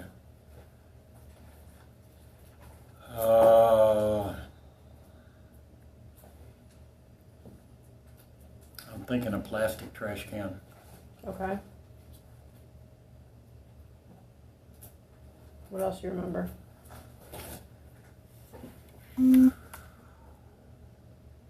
Not that much. She have clothes on? That I don't remember right now.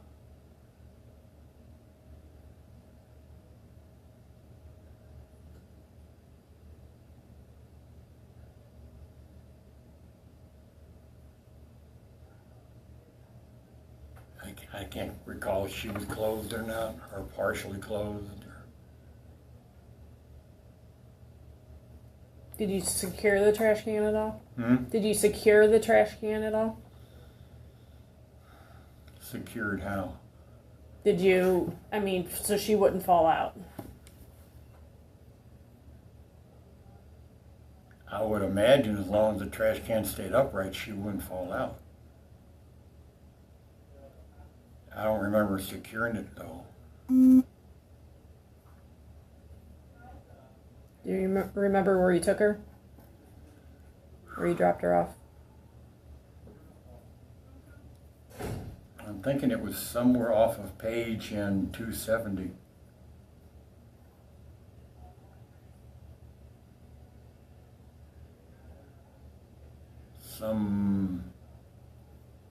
What was it, an apartment complex?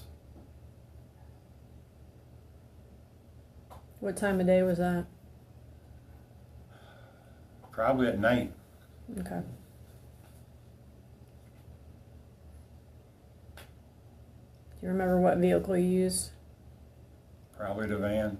No, probably was a van. Cause I know I didn't have the pickup truck then. Okay. 'Cause I don't think I got the pickup truck till well after my house had that fire.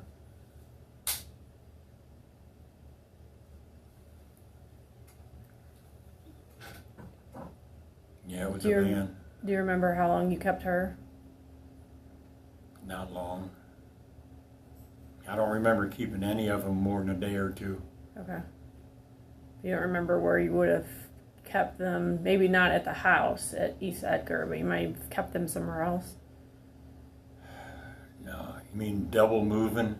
No. Yeah, because she was, like we said, she was pretty decomposed before she was found on the highway. So she evidently had to be somewhere. And when you talk about time to decompose, you're looking at a week, a month, 6 months? I don't. Yeah, more like months. A month? Or more than. Obviously, she went missing in 1990 and was found in February 91, so.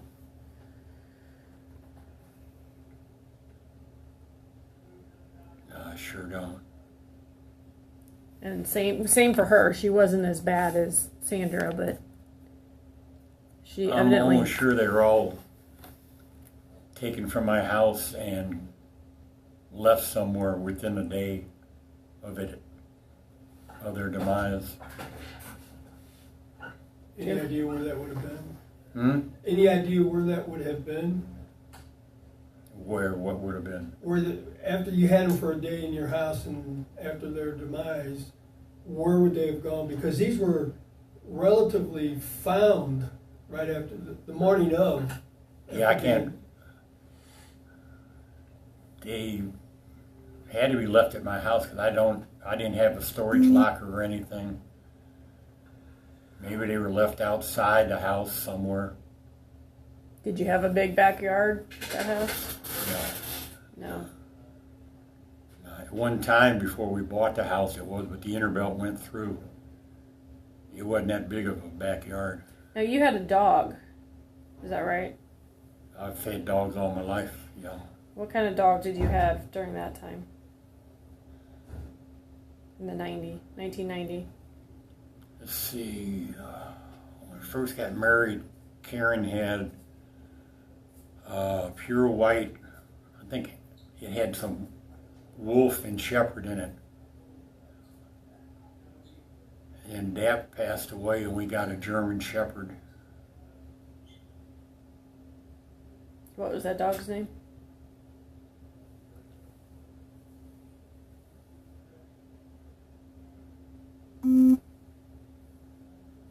Duke? Dap. No, Dap was the white dog. Oh boy. I don't remember offhand. Chief. Chief. Yeah, I'm almost sure it was Chief. And you said that's when you were married to Karen, you had Chief? Mm-hmm. Okay. Yeah, we Who got. got the dog in the divorce? I did. Okay. She got the cat, and I got the dog. Lucky you. I'd take the German Shepherd too. Hmm. I would take the German Shepherd too. I don't hate cats, but I don't like them. Mm-hmm. Me neither. I mean, So how long did Chief live with you? oh, till I had to put him down after the problem with the house burning, because my mom kept him while the house was being rebuilt. I'm thinking he wasn't feeling real well, and I took him to a vet down in Kirkwood, and he had a sizable tumor that wasn't no hope for, so he was euthanized. Shortly after the fire. Hmm? Shortly after the fire. Oh, I'd say probably within 6 to 8 months. Okay. And then when the house was over half rebuilt, I got a Siberian Husky. Some kind of Husky. I think it's Siberian. Got him through a friend who was a police officer. What was his name? Hmm? What was that dog's name?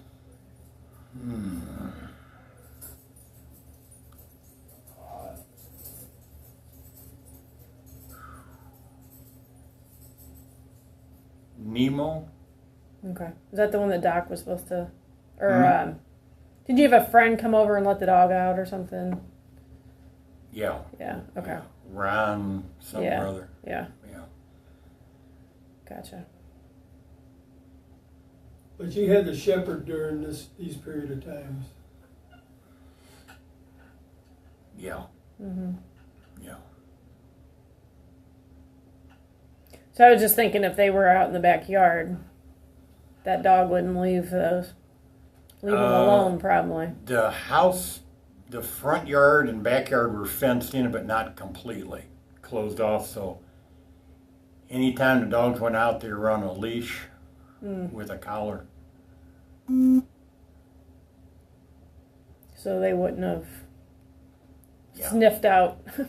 The front yard was mainly fenced off, except for part of a section on the one side where if the family was out, the dog would stay around, but as far as letting him out by himself, no, I had to chase him one time. And he caught himself, ran into a neighbor's yard that had a fence. He went in the gate. Oh, okay, close the gate. Yeah. Makes them easier to corral. Yeah. Most dogs, Superman would play hell with chasing. They can run. Yeah. So do you remember, I know you said you can't really remember why or how you took their life, but that goes for Brenda? How did she die? Same as Robyn. Strangled?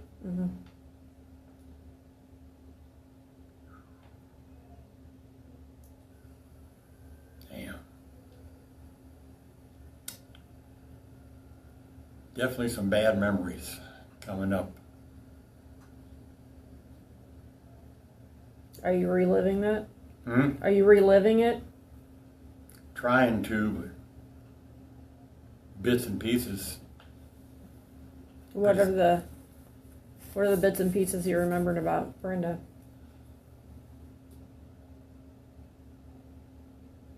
I mean, I don't recall where I met her or how. Okay.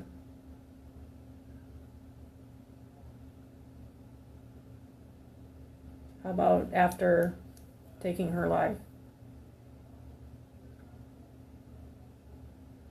Just off of Page Avenue, off of 270. Some kind of apartment complex. Do you remember putting her in the trash can? Hmm? Do you remember putting her in the trash can? Yeah. Do you remember if she had any clothes on?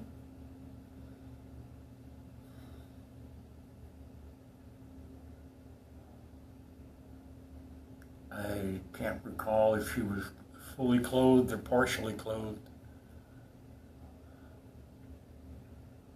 That detail I don't. And I don't know if we talked about it with Robyn, but I know we said a little bit whether she had clothes on or not. Do you remember any of your clothes being in there? Mm-mm. Or you used your clothes for any reason? Nah. If I had any of my clothes in there, then it must have been subconsciously asking for help or something, or to be caught. Well, back then, that's probably the last thing on your mind was DNA, you know? Yeah. Unfortunately, at this day and age, that's how it's all coming about. Yeah, I don't remember any clothes of mine with any of them. I'm not saying it wasn't, but I don't remember it. Okay.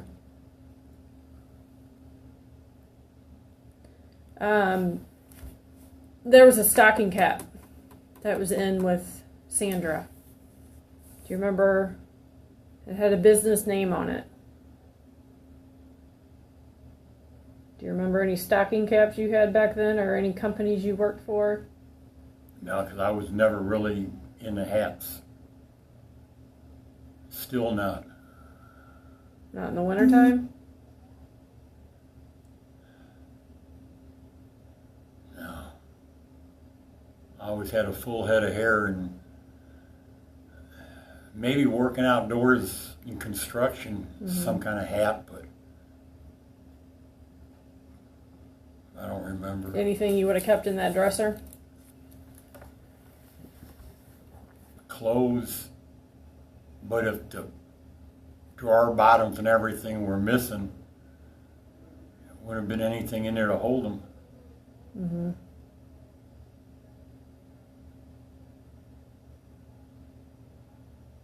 Was there clothes in there? It was a stocking cap. Yeah, I don't.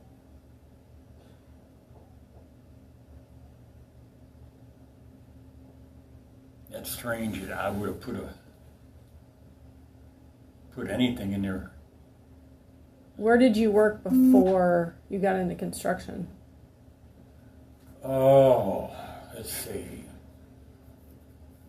When we first got married, I worked for Clayton Courier, making bank runs out of St. Louis all the way down to Ironton and in places around in St. Louis. When I first came back from grad school, I taught school for a while, had a tractor trailer. Where'd you teach school? Hubert Wheeler and State School 70 in Kirkwood. Hubert Wheeler's on Hampton and 44. He has like 3 or 4 square pods for gifted kids, gifted people, severely handicapped. Did you like that job? Yeah. Yeah. What made you stop working there? A friend and I bought a tractor trailer, or the tractor, not the trailer. Mm-hmm. We leased out to some company over in Illinois. Can't remember the name of it. They owned all the trailers, and independent truckers delivered and used their trailers. And then where'd you work after that?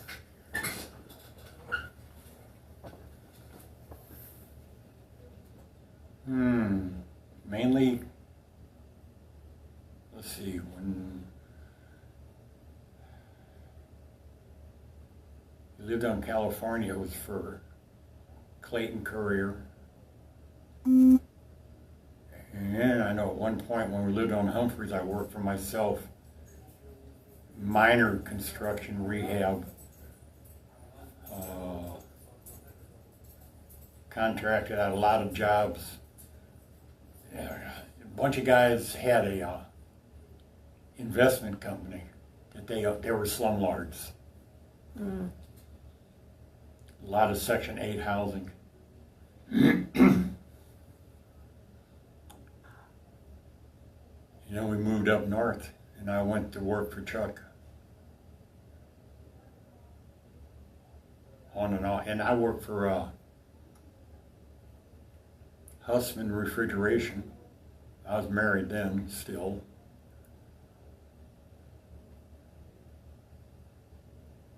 What's the old saying, a jack of all trades, a master of none? Did you ever work for an insurance company? No. An insurance company? No. That's like too confining an office job. I like the freedom of working outdoors or not the same isolated area every day of the week. Did you know anybody that worked for an insurance company? Probably.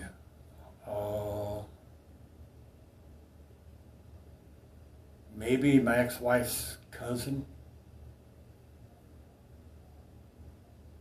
Let's see. I think Robert worked for an insurance company. Do you remember what it was called?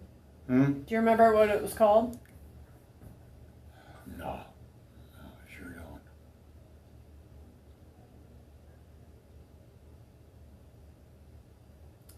And that was Karen's cousin, Yeah. Robert. Yeah. Were you good friends with him? Hmm? Were you good friends with him? Just family. They weren't, they were gay. Robert and Jean. I accepted them only as people that had a choice to live their own life, but didn't really socialize a lot with them as a couple. More like family gatherings. Did you ever have them over at the house? Or did your wife ever have them over? I'm sure they came over, or we go over to their house.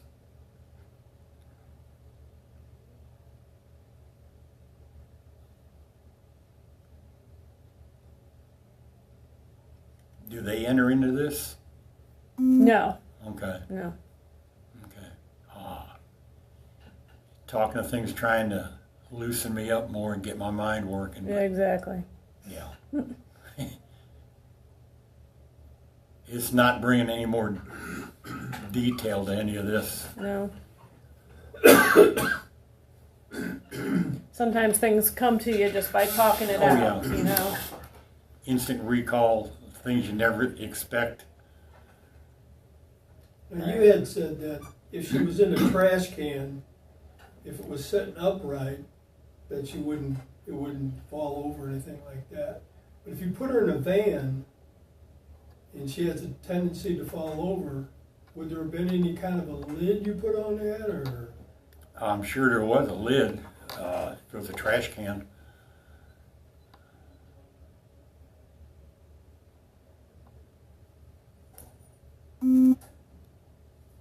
Yeah, there's undoubtedly a lid to it.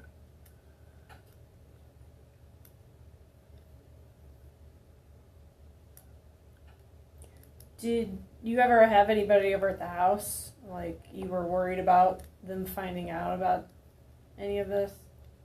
Mm-mm.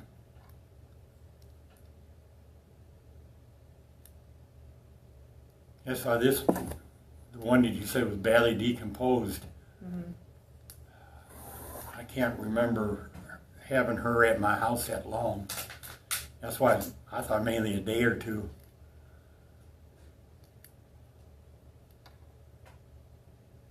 Yeah.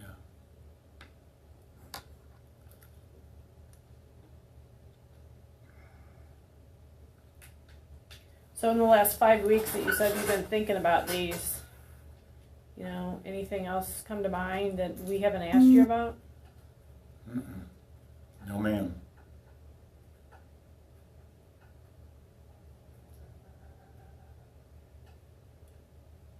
No.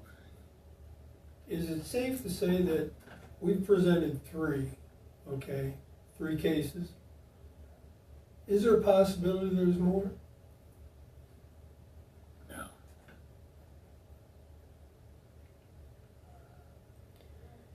You know, because when this comes to light, there's going to be people probably calling me, wanting to know. Yeah, their 10 minutes of fame getting involved and stuff if they had any. Yeah. Or they want to clear their case. Yeah. And they're going to ask, you know, for your DNA to compare to their DNA.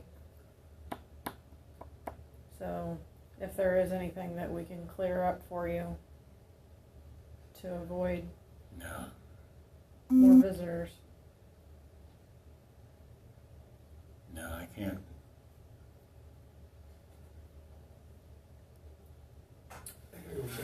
Excuse me.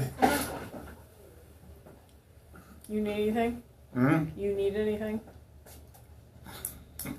No. You still good No. on water? Hmm? You still good on water Oh, there? yeah. Yeah. Yeah. Okay.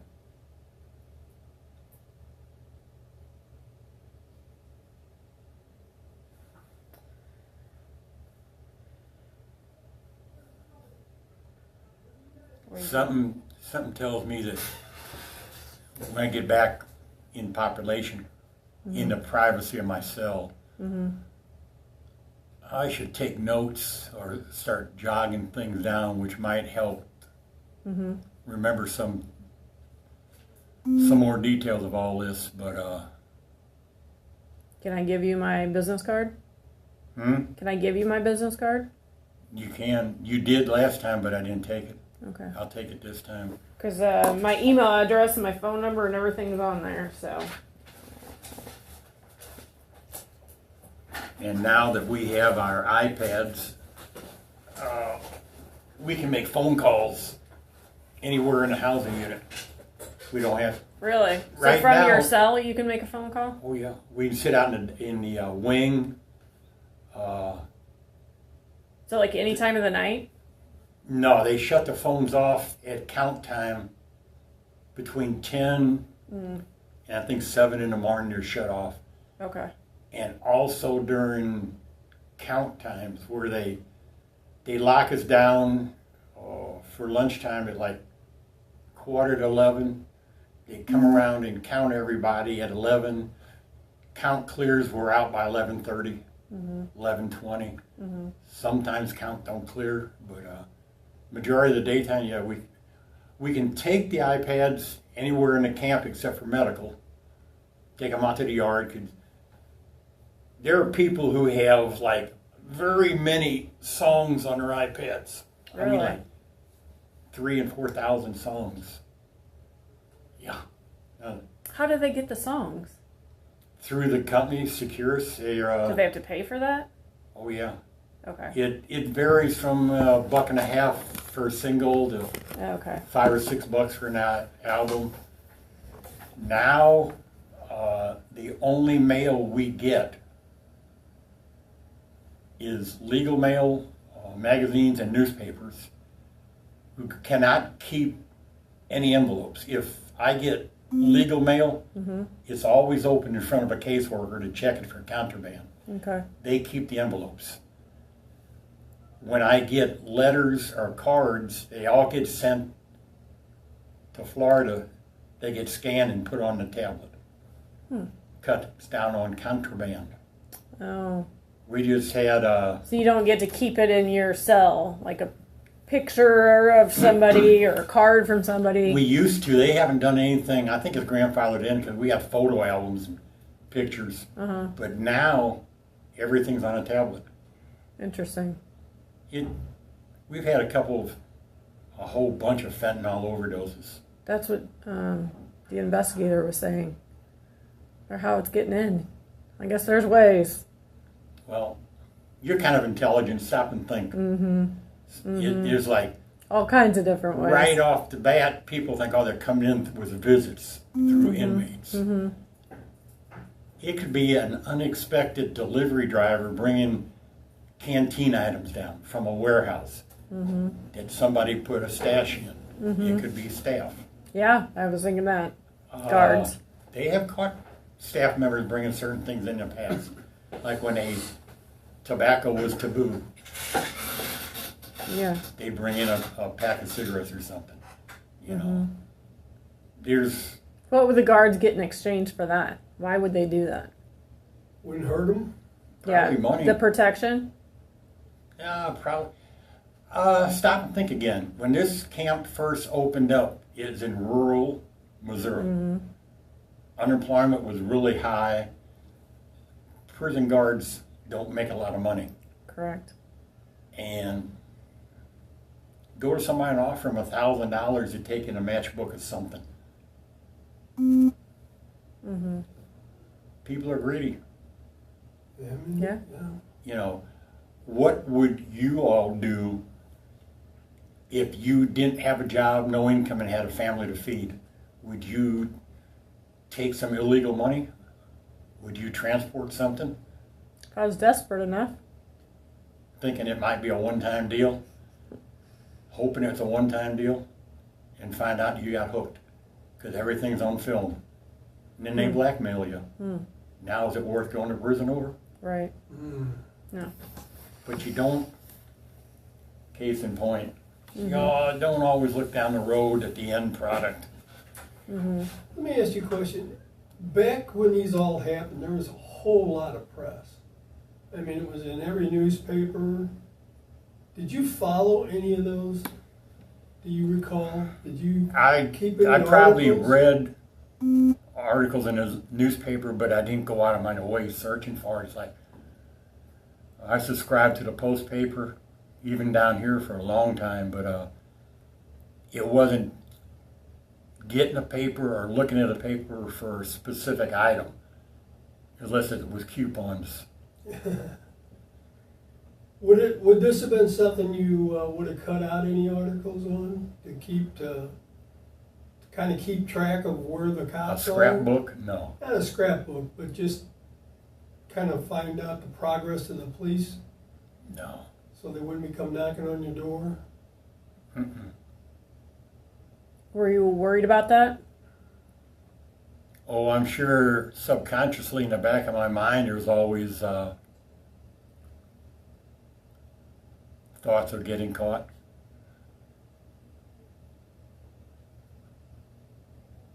Did you do things differently to avoid getting caught? Change my routine? No. No.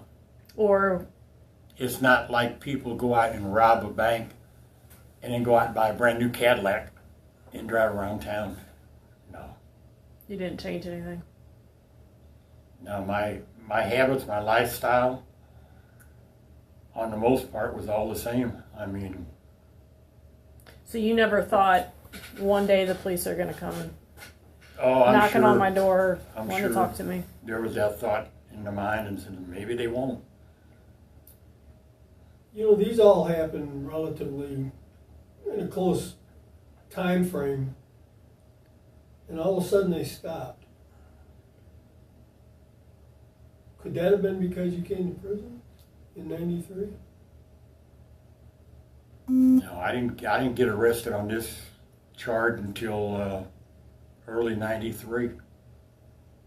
When did they stop? Well, the last one that we know of, the body was found in '91. February 91. Yeah.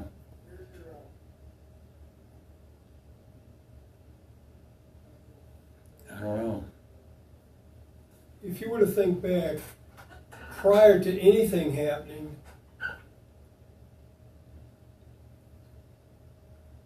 why would all of a sudden, because you said you picked up quite a few young ladies from down Well, there. not as far as picking up to go out and I don't paying, yeah, but dating around, I mean, it's going through my mind for many years of what transpired to kick off this behavior, That's basically, and likewise, what happened to stop it. correct. It wasn't going to prison. Because if this was like '91, that's 2 years before I got this case with Doc. Yeah. I mean, what opened the faucet? What shut the faucet? Right. He did. Right now, for my own sake, I hope I can come up with some kind of answer. But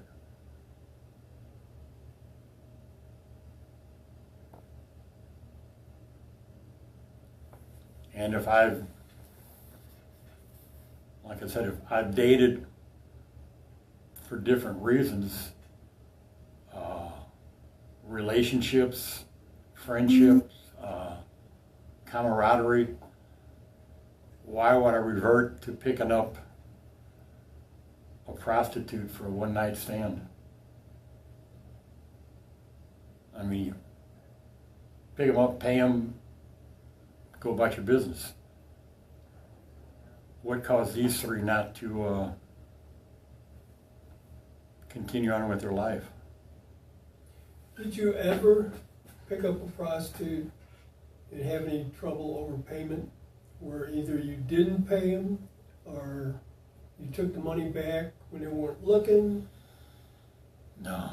Because that happens a lot. I've actually, this is probably the third case similar to this that I've worked, and that seems to be a lot of the reason that somebody would actually take their money back from them, and the fight would start.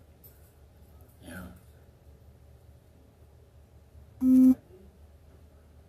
I mean, I've never been poor, I've never been extremely wealthy, I've always had money.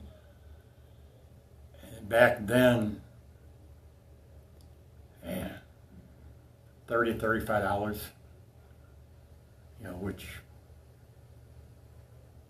wasn't a lot of money. Right. Do you recall of, and again, it's been a long time ago, do you recall if any of these young ladies put up a big fight where you might have gotten hurt, or you might have gotten scratched, or you might have, they picked up something to try to hit you, or? Something to provoke Right. this? Mm-hmm. No. Might be easier on me if I did. Right. You And know, you might, it might come back. You think? anything's possible, Yeah. but I can't. You know, when I remember things, it's in the middle of the night. I wake up at Excuse me a second. 3 o'clock in the morning and remember things. And what now? I said, things come to me in the middle of the night. I wake up at 3 o'clock in the morning and I'm like, oh yeah, I forgot to do that. Or something clicks. Wait till you get older. You probably Yeah. know. Yeah. 3 Yeah. o'clock, if I sleep till 3 o'clock, it's a long night. And I go to bed at 10:30, 11 o'clock. Yeah. Oh, there's things here that, It doesn't get any better either. no. It's like sitting there watching TV and going to fix a cup of coffee, put your stinger in the cup, and walk out of the cell. And you remember the stinger's in the cup when you smell the plastic burning. The stinger's what heats it? Yeah. Mm. Yeah. Is that An something, immersible heater. is that something they sell here? I Yeah. mean, that's something you're allowed to have? Oh, yeah. At one time, we had crock pots. I still got mine. They're grandfathered in. You'd be surprised what some of the conveniences we were allowed. Really? Oh, yeah. I've seen, they had a show on TV where people in your situation would make a whole meal just out of what they got out of the, Oh, yeah. using your crock pot and the pizzas they make. And I know you all probably won't do it, but have them take you on a tour of the place, like of the canteen, the items we can buy.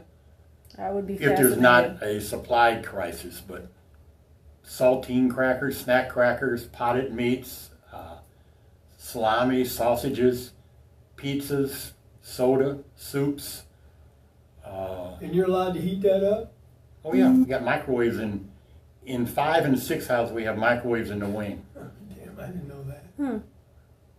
But you can only use them at certain times, right? Hmm? Are you allowed to use it any time of the day, or? Yeah, 5 house is the honor house, and unless there's a reason to be locked down, we can go in and out of our cells into the wing. Got jobs. I don't. I'm disabled, they say. But it's a different lifestyle. But we don't do without everything, you know. Soda, all kinds of soda, all kind of food. So how do you get your money? Does somebody help you out? If you don't have a job here? Family. Family helps you out. Yeah. I'm sorry. Go ahead. Have you talked to any of your family about any of this, that we came to visit you? No. This is, no, this is nothing to brag about, talk about. This is something for me, and I'm sure I'm not the only one that you try to suppress this kind of stuff. That pretend it never happened. Yeah. Accepting it as it did, but no, it's nothing I talk about in here. And this is something you accept that happened, right? Yeah, I guess it's called a reality check. Even with Doc, the case I'm here on, people don't talk a lot about why they're here. There's an old saying, everybody in prison have one or two things in common. We either pled guilty or got found guilty. After that, we're all different individuals. You know.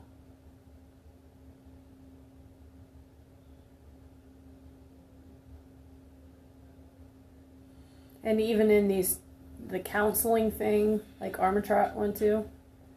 I did for a period. There was different mental health classes on dealing with incarceration, with stress, loss of family, things like that. But nothing that would openly talk about this. Well, I understand I was just watching the TV show that Armitrot was in, and he led to believe that it was one of these counseling sessions where he finally admitted to what he did. So I didn't know if you had that type of thing here where... Oh yeah, there's you training. can talk about why you're in here type thing. Yeah. But I'm the type of individual is why talk about it when I know why I'm here. I mean,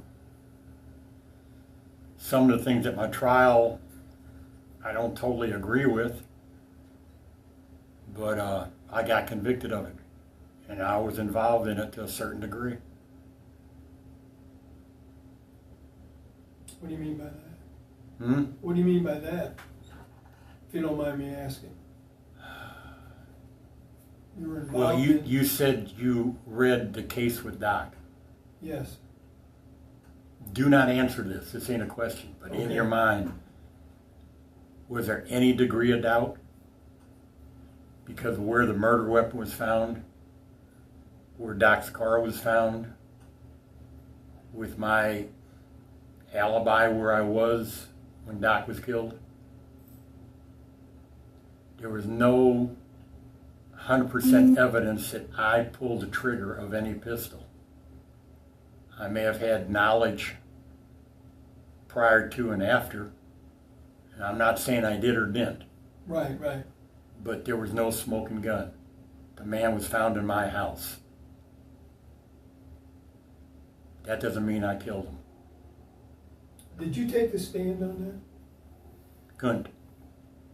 I wanted to, but my attorney advised against it for a bunch of reasons. Do you have a lot of priors to? Yeah, I'd done time in Kansas. Okay.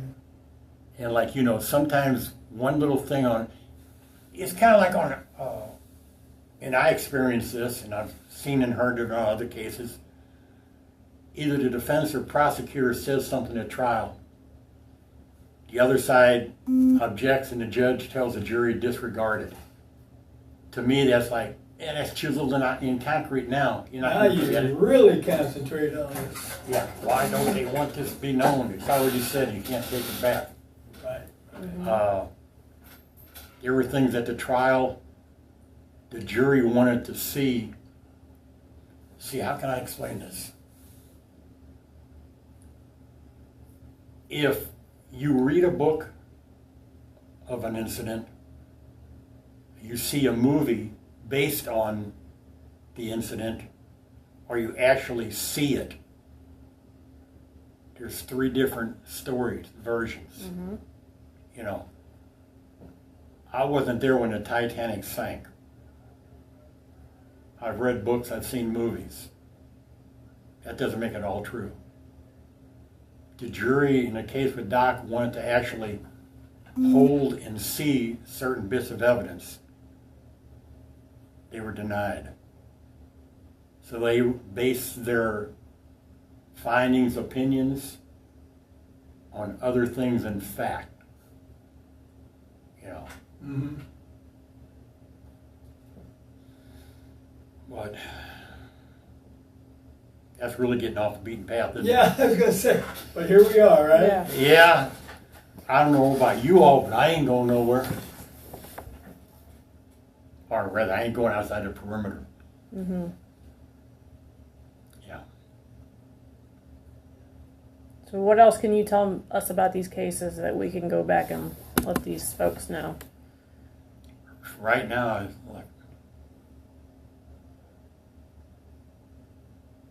I pretty much divulged what I can recall right now. Other things might come to mind in time.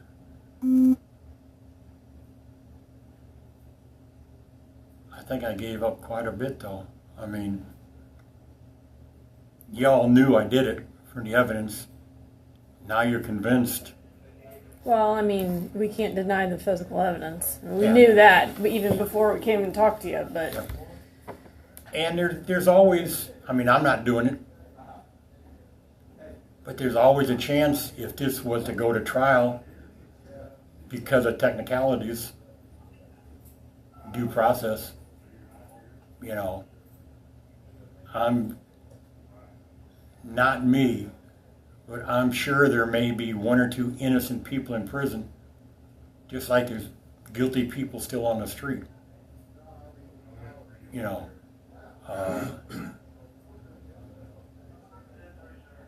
There's people like Armitrott. He originally, I believe, got the death penalty through technicalities or something. It got overturned and he got life without. There's other cases in here. This is really off the beaten path, but years ago there were 2 brothers. They were twins. And they called him a twin. I worked as a cook with one of them, and they had so much family, brotherly love, the actual perpetrator of the murder would not confess. They both took the fall. They both got life without. Okay? Mm-hmm. One knew nothing about it. The other one did the crime. But they stuck together because they didn't want to tell on each other. It may not make sense to y'all, but people cover things up for various reasons. An accomplice doesn't necessarily mean they were actually there at the time of the crime. Prior knowledge, an associate. Sure. You know, I can go walk the track with somebody and I have absolutely no drugs or contraband on me. The other person does.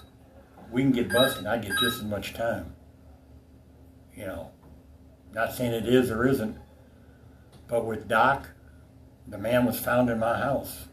At the least, I was an accomplice. You know. We had one member of the jury, months after I was convicted, Bob Adler talked to some of the juries, and there's one lady, and it is not really an appealable point, but she admitted that she had some doubt, whether it's reasonable or not, in her mind, and was torn in the jury chambers. She would rather send an innocent man to prison than a guilty man on the street. here I sit. I accept it. I can't change. I can't fault her for why she thought or her decision making. That's an individual. You can't appeal somebody's thought. Facts, misrepresentation, due process, yeah. Just like me saying about some of the things in that case and in this, doesn't make it true, doesn't make it false. A lot of things are true. There were things in my case that I'm here on that I'll take to my grave. Is there anything that we touched on that's not true? I mean, I know you can't remember a lot of stuff. Yes, it's helping to recall some of the stuff with you mentioning different things, but you're not making anything up as to what you remember to this point. Oh, you mean all this is real? Don't patronize me. Yeah, don't patronize or pacify. The facts are the facts. I mean, just because I do not remember every little infinite detail doesn't mean I'm innocent or guilty. I mean, I remember enough of it that yeah, I'm good for it. And I'm sure you all taking my word on it.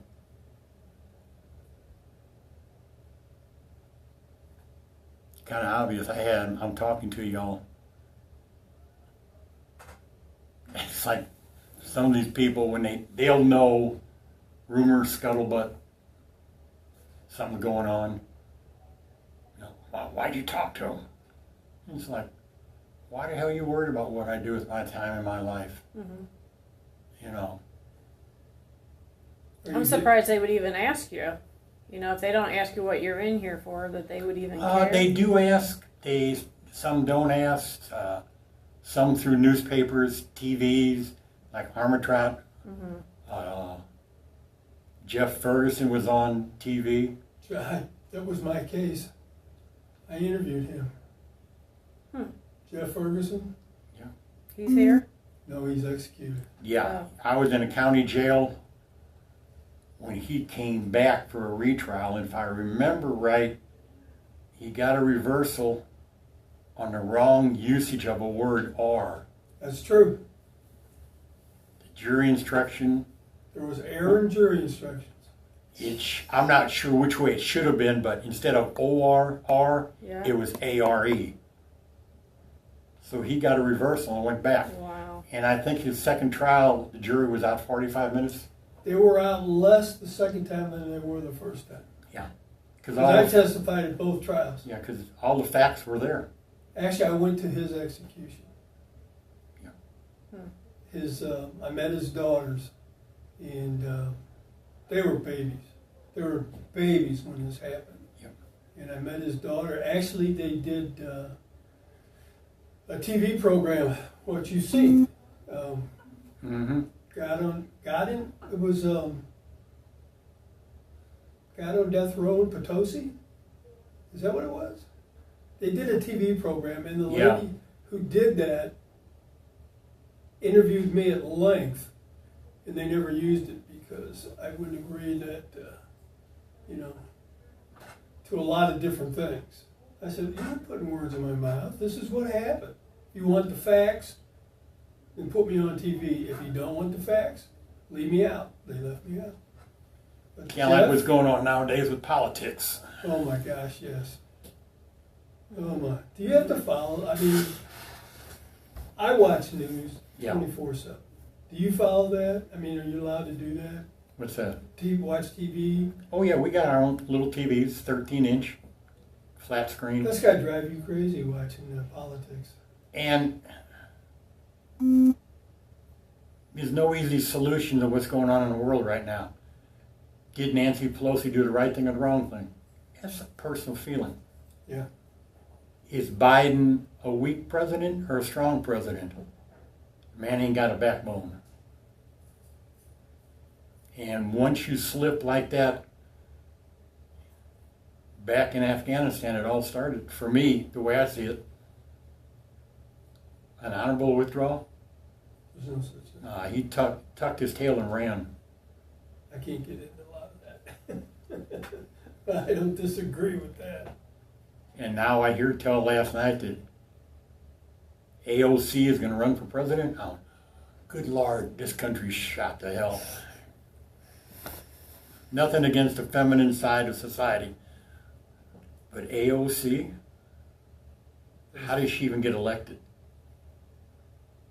And yeah, anyway, okay. Okay. Yeah, Yeah, we could be here for days talking about that stuff. Yeah, right. yeah. So I guess we have to do a game plan. You have to do a what? We're gonna go back with this information, give it to our prosecutors, and we're not sure what's gonna happen from there. I mean, you've got the letters, that's a definite.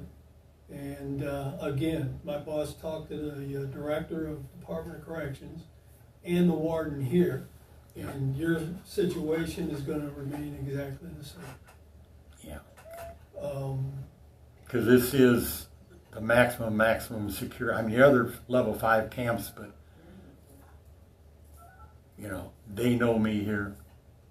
yeah. I know them. Right. You know. And they know you don't cause any problems here. I think that's what it all boils down to. Yeah. Except for them damn How jelly you are beans. here. Huh? Except for them damn Jelly beans? Yeah. Yeah. Yeah. Yeah. So are you able to, have you emailed people with your iPad? Is it fairly easy to I do? don't use my iPad for that. It's like I check the email every day for things that administration put on it. Mm-hmm. But and a telephone is more convenient, more private in a cell. But I have no songs, no pictures, no games, no nothing on my tablet. Because the money I get is to support me, not somebody else. You know, and So I think it's great. if you wanted to reach out to me, a phone call would be the best instead of email? Yeah. Okay. Will your phone accept it?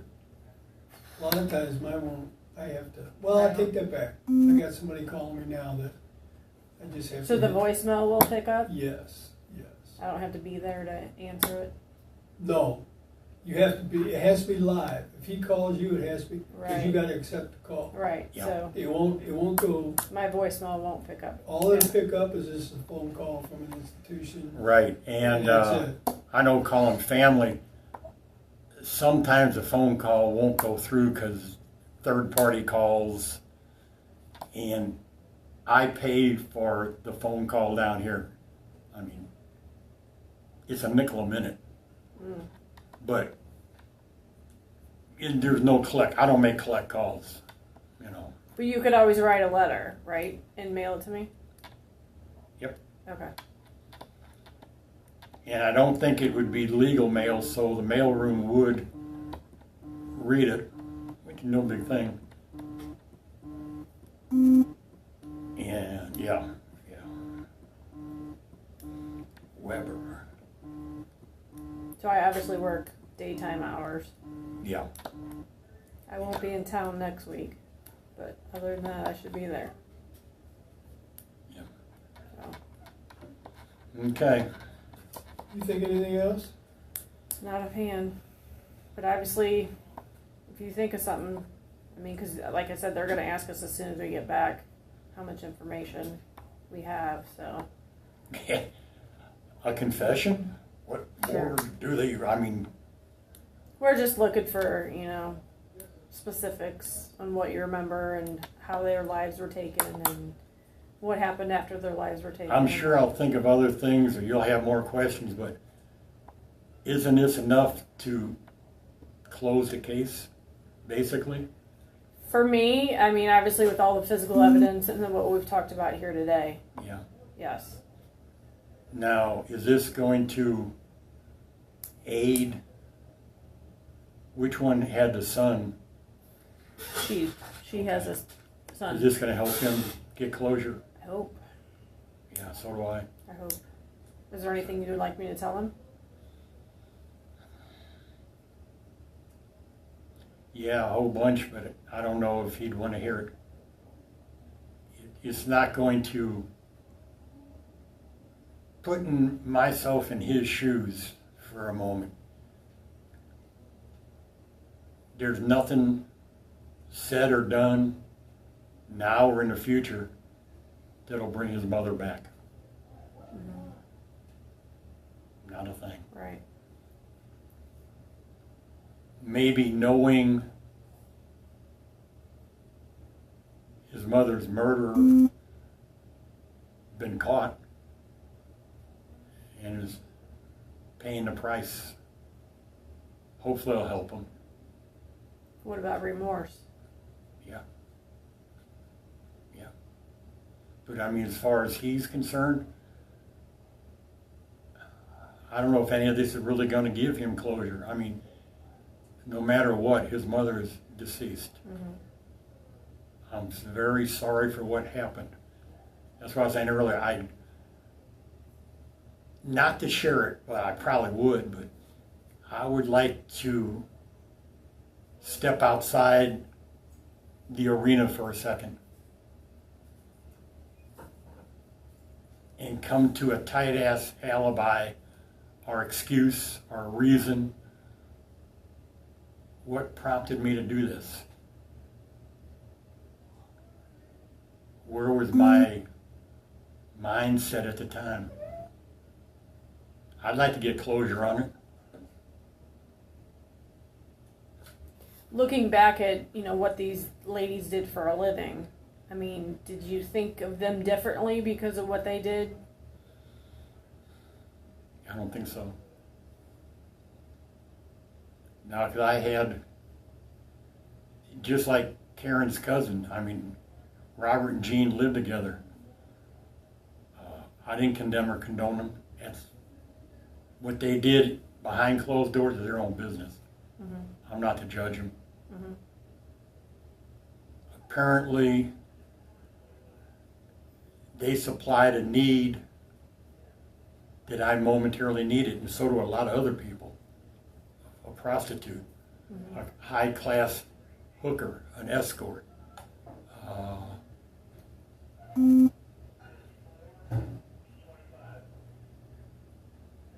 I just hope someday I can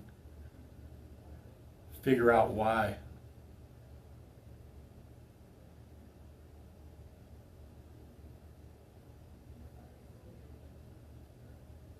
There'll be a lot of soul searching. There has been over the last 30 some odd years. I bet. Yeah. Did you think about these at all over the last 30 years? What do you think? Yes. I'm not a complete animal. I have a conscience. So you thought about them? I have remorse. I have guilt. I wouldn't be sitting here talking to y'all if I didn't. You'd be like clamming up. What good would it do? Go to a trial and have all this brought up and refreshed in a lot of people's minds? Now, the people directly involved, it's over. I'm owning up to it. Her son can have some kind of peace of mind knowing the perpetrator's still ain't out there. That's a big thing. That's a big thing. As far as the why, where, the reason behind it, like I said, I'm not sure right now. I can't clarify in my own mind what prompted me to do this. On the surface, there's a lot of reasons a person could come with this kind of behavior. But why did it start when it did, and why did it end when it did? It didn't go on for a long period of time, apparently. Thinking back where my mind was, mentally and physically at this time period,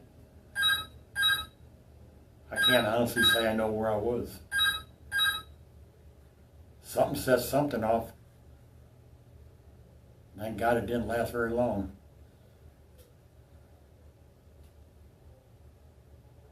For what it's worth, I'm sorry. It means a lot.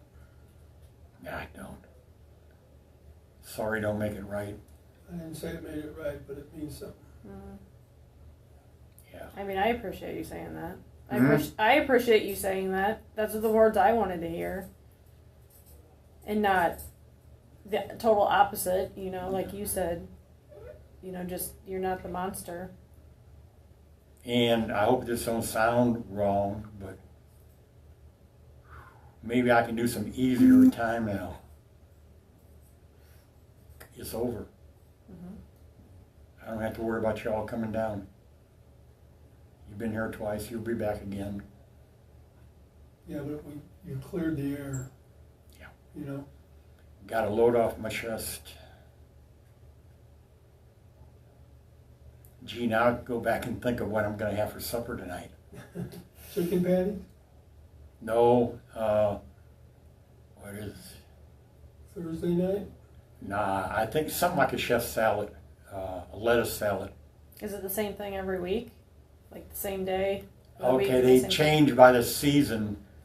We're in the spring mode right now, and it's a repetition menu every 6 weeks. Lettuce salad, right now we're having twice a week. And we'll go a week or two, but it always recycles. Like, you know what day of the week you're having pancakes or French toast sticks or chicken patties. But it's not guaranteed because sometimes they run out of things, like on the street. Not going to the canteen. We have to have our order in by 7 o'clock Monday morning. They fill the order and we pick it up on Tuesday. But just because, and a lot of times when they're out of something, you key it in on the kiosk, it'll tell you out of stock for whatever reason. And you order something else. But there's fundraising items like banquet chicken that's not a reserved item.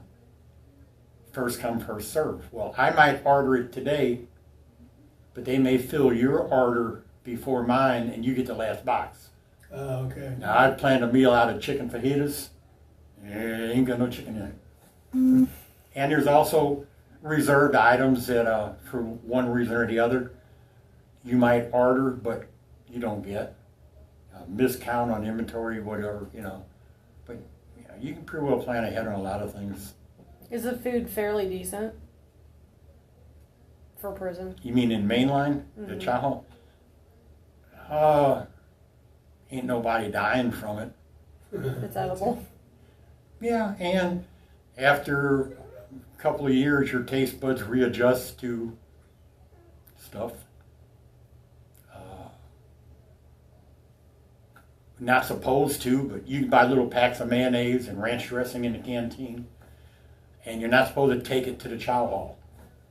But somehow a little pack of mayonnaise finds its way up there for chicken patties and other things. Add something to it, you know. Yeah, it's all edible. Not every restaurant's a 5-star restaurant. For sure. But you still eat at White Castle, don't you? Yep. Right. All right, Gary, anything else you want to add? Yeah, a whole bunch, but I think most of it's already been said. Could you write me a letter? Could you write me a letter? I'll try. May take a day or two. Oh, take your time. Yeah, and Like I said, I'll be out of town next week, so I won't Probably. even get it. sounds foolish right now, but tell all 3 victims' family that there's remorse. I can't go back and change it. I can only accept what it is. Because I'm sure maybe not siblings or they all had family somewhere at some time. Might help them out. So if I have other detectives call me, are you open to visitors? Or would you prefer not? Yeah, I mean, you ain't got nothing to hide anymore. It's on the table. Okay.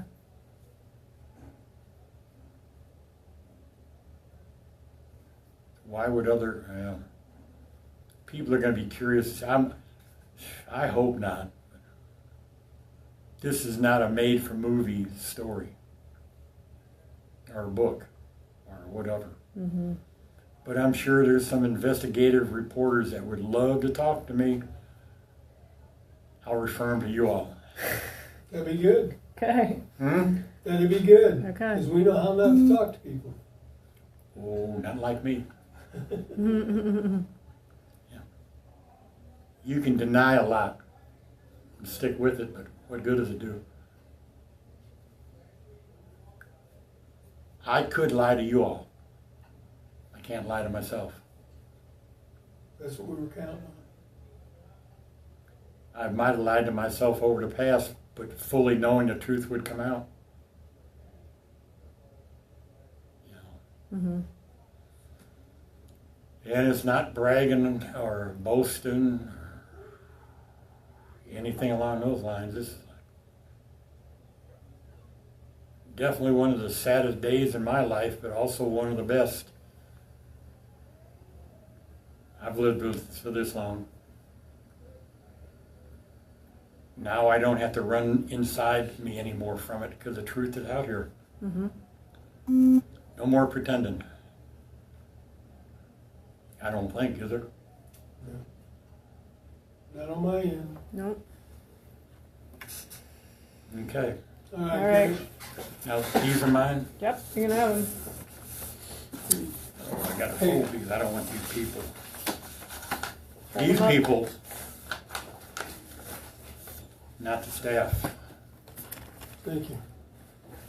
Thank you. Mm, You too. thanks. Good luck to you, Gary. Thanks for watching The Package Killer. Confessions are as chilling as they are revealing, offering a rare glimpse into the twisted mind of a serial killer. If you found this as unsettling and fascinating as we did, don't miss Part 2, where the story goes even deeper. Remember to like, subscribe, and turn on notifications so you don't miss what comes next. What are your thoughts on these confessions? Please let us know in the comments below. If you enjoy real, unfiltered police content, be sure to like and subscribe. Your support helps us keep delivering the true crime stories you want to see. Thanks for watching, and we'll see you in the next video.